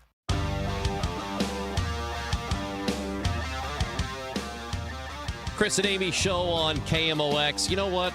I think that we should do this again tomorrow at 9. Tomorrow's going to be a brief one for us. Yeah. Because there's Cardinals baseball during the day tomorrow. So we'll have a bit of a shorty, but you can hang out with us until we take you to the Cardinals pregame show. Tonight they will play at 5:40. We have the pregame at 4:45. You can listen to the game on the free Odyssey app. Totally free. Put it on your phone. Take Cardinals baseball wherever you go in the area. So, yeah, that's happening. Game 2 of 3 against the Marlins. We got manager Oliver Marmol coming up in just a few moments on the Gas House Gang. It'll be Bernie Miklasz, Tom Ackerman, and me with the Cardinals manager. We'll talk about the 5-game win streak they had. They lost last night, but they were on a nice little streak there. They're on a good start to the season. What's behind it? What's to come? We will talk about all of those things, Amy. Aren't you excited? I am. It is Appointment Radio with really Ollie is. Marmol. It really is. All right, tomorrow, 9 a.m. See you there. Yeah. That's Amy Marks Kors. I'm Chris Ranji. Thank you for listening. Thanks for being a part of the show today. But coming up next, it is the Gas House Gang. Manager Oliver Marmol of the Cardinals with us in just a few moments on KMOX. Time now for today's Spotlight on Money, sponsored by Wesley Financial. The income tax deadline is passed, and there's no time like the present to prepare for next year. The more organized you are, the easier the process of filing taxes becomes. Elizabeth Baffardi, founder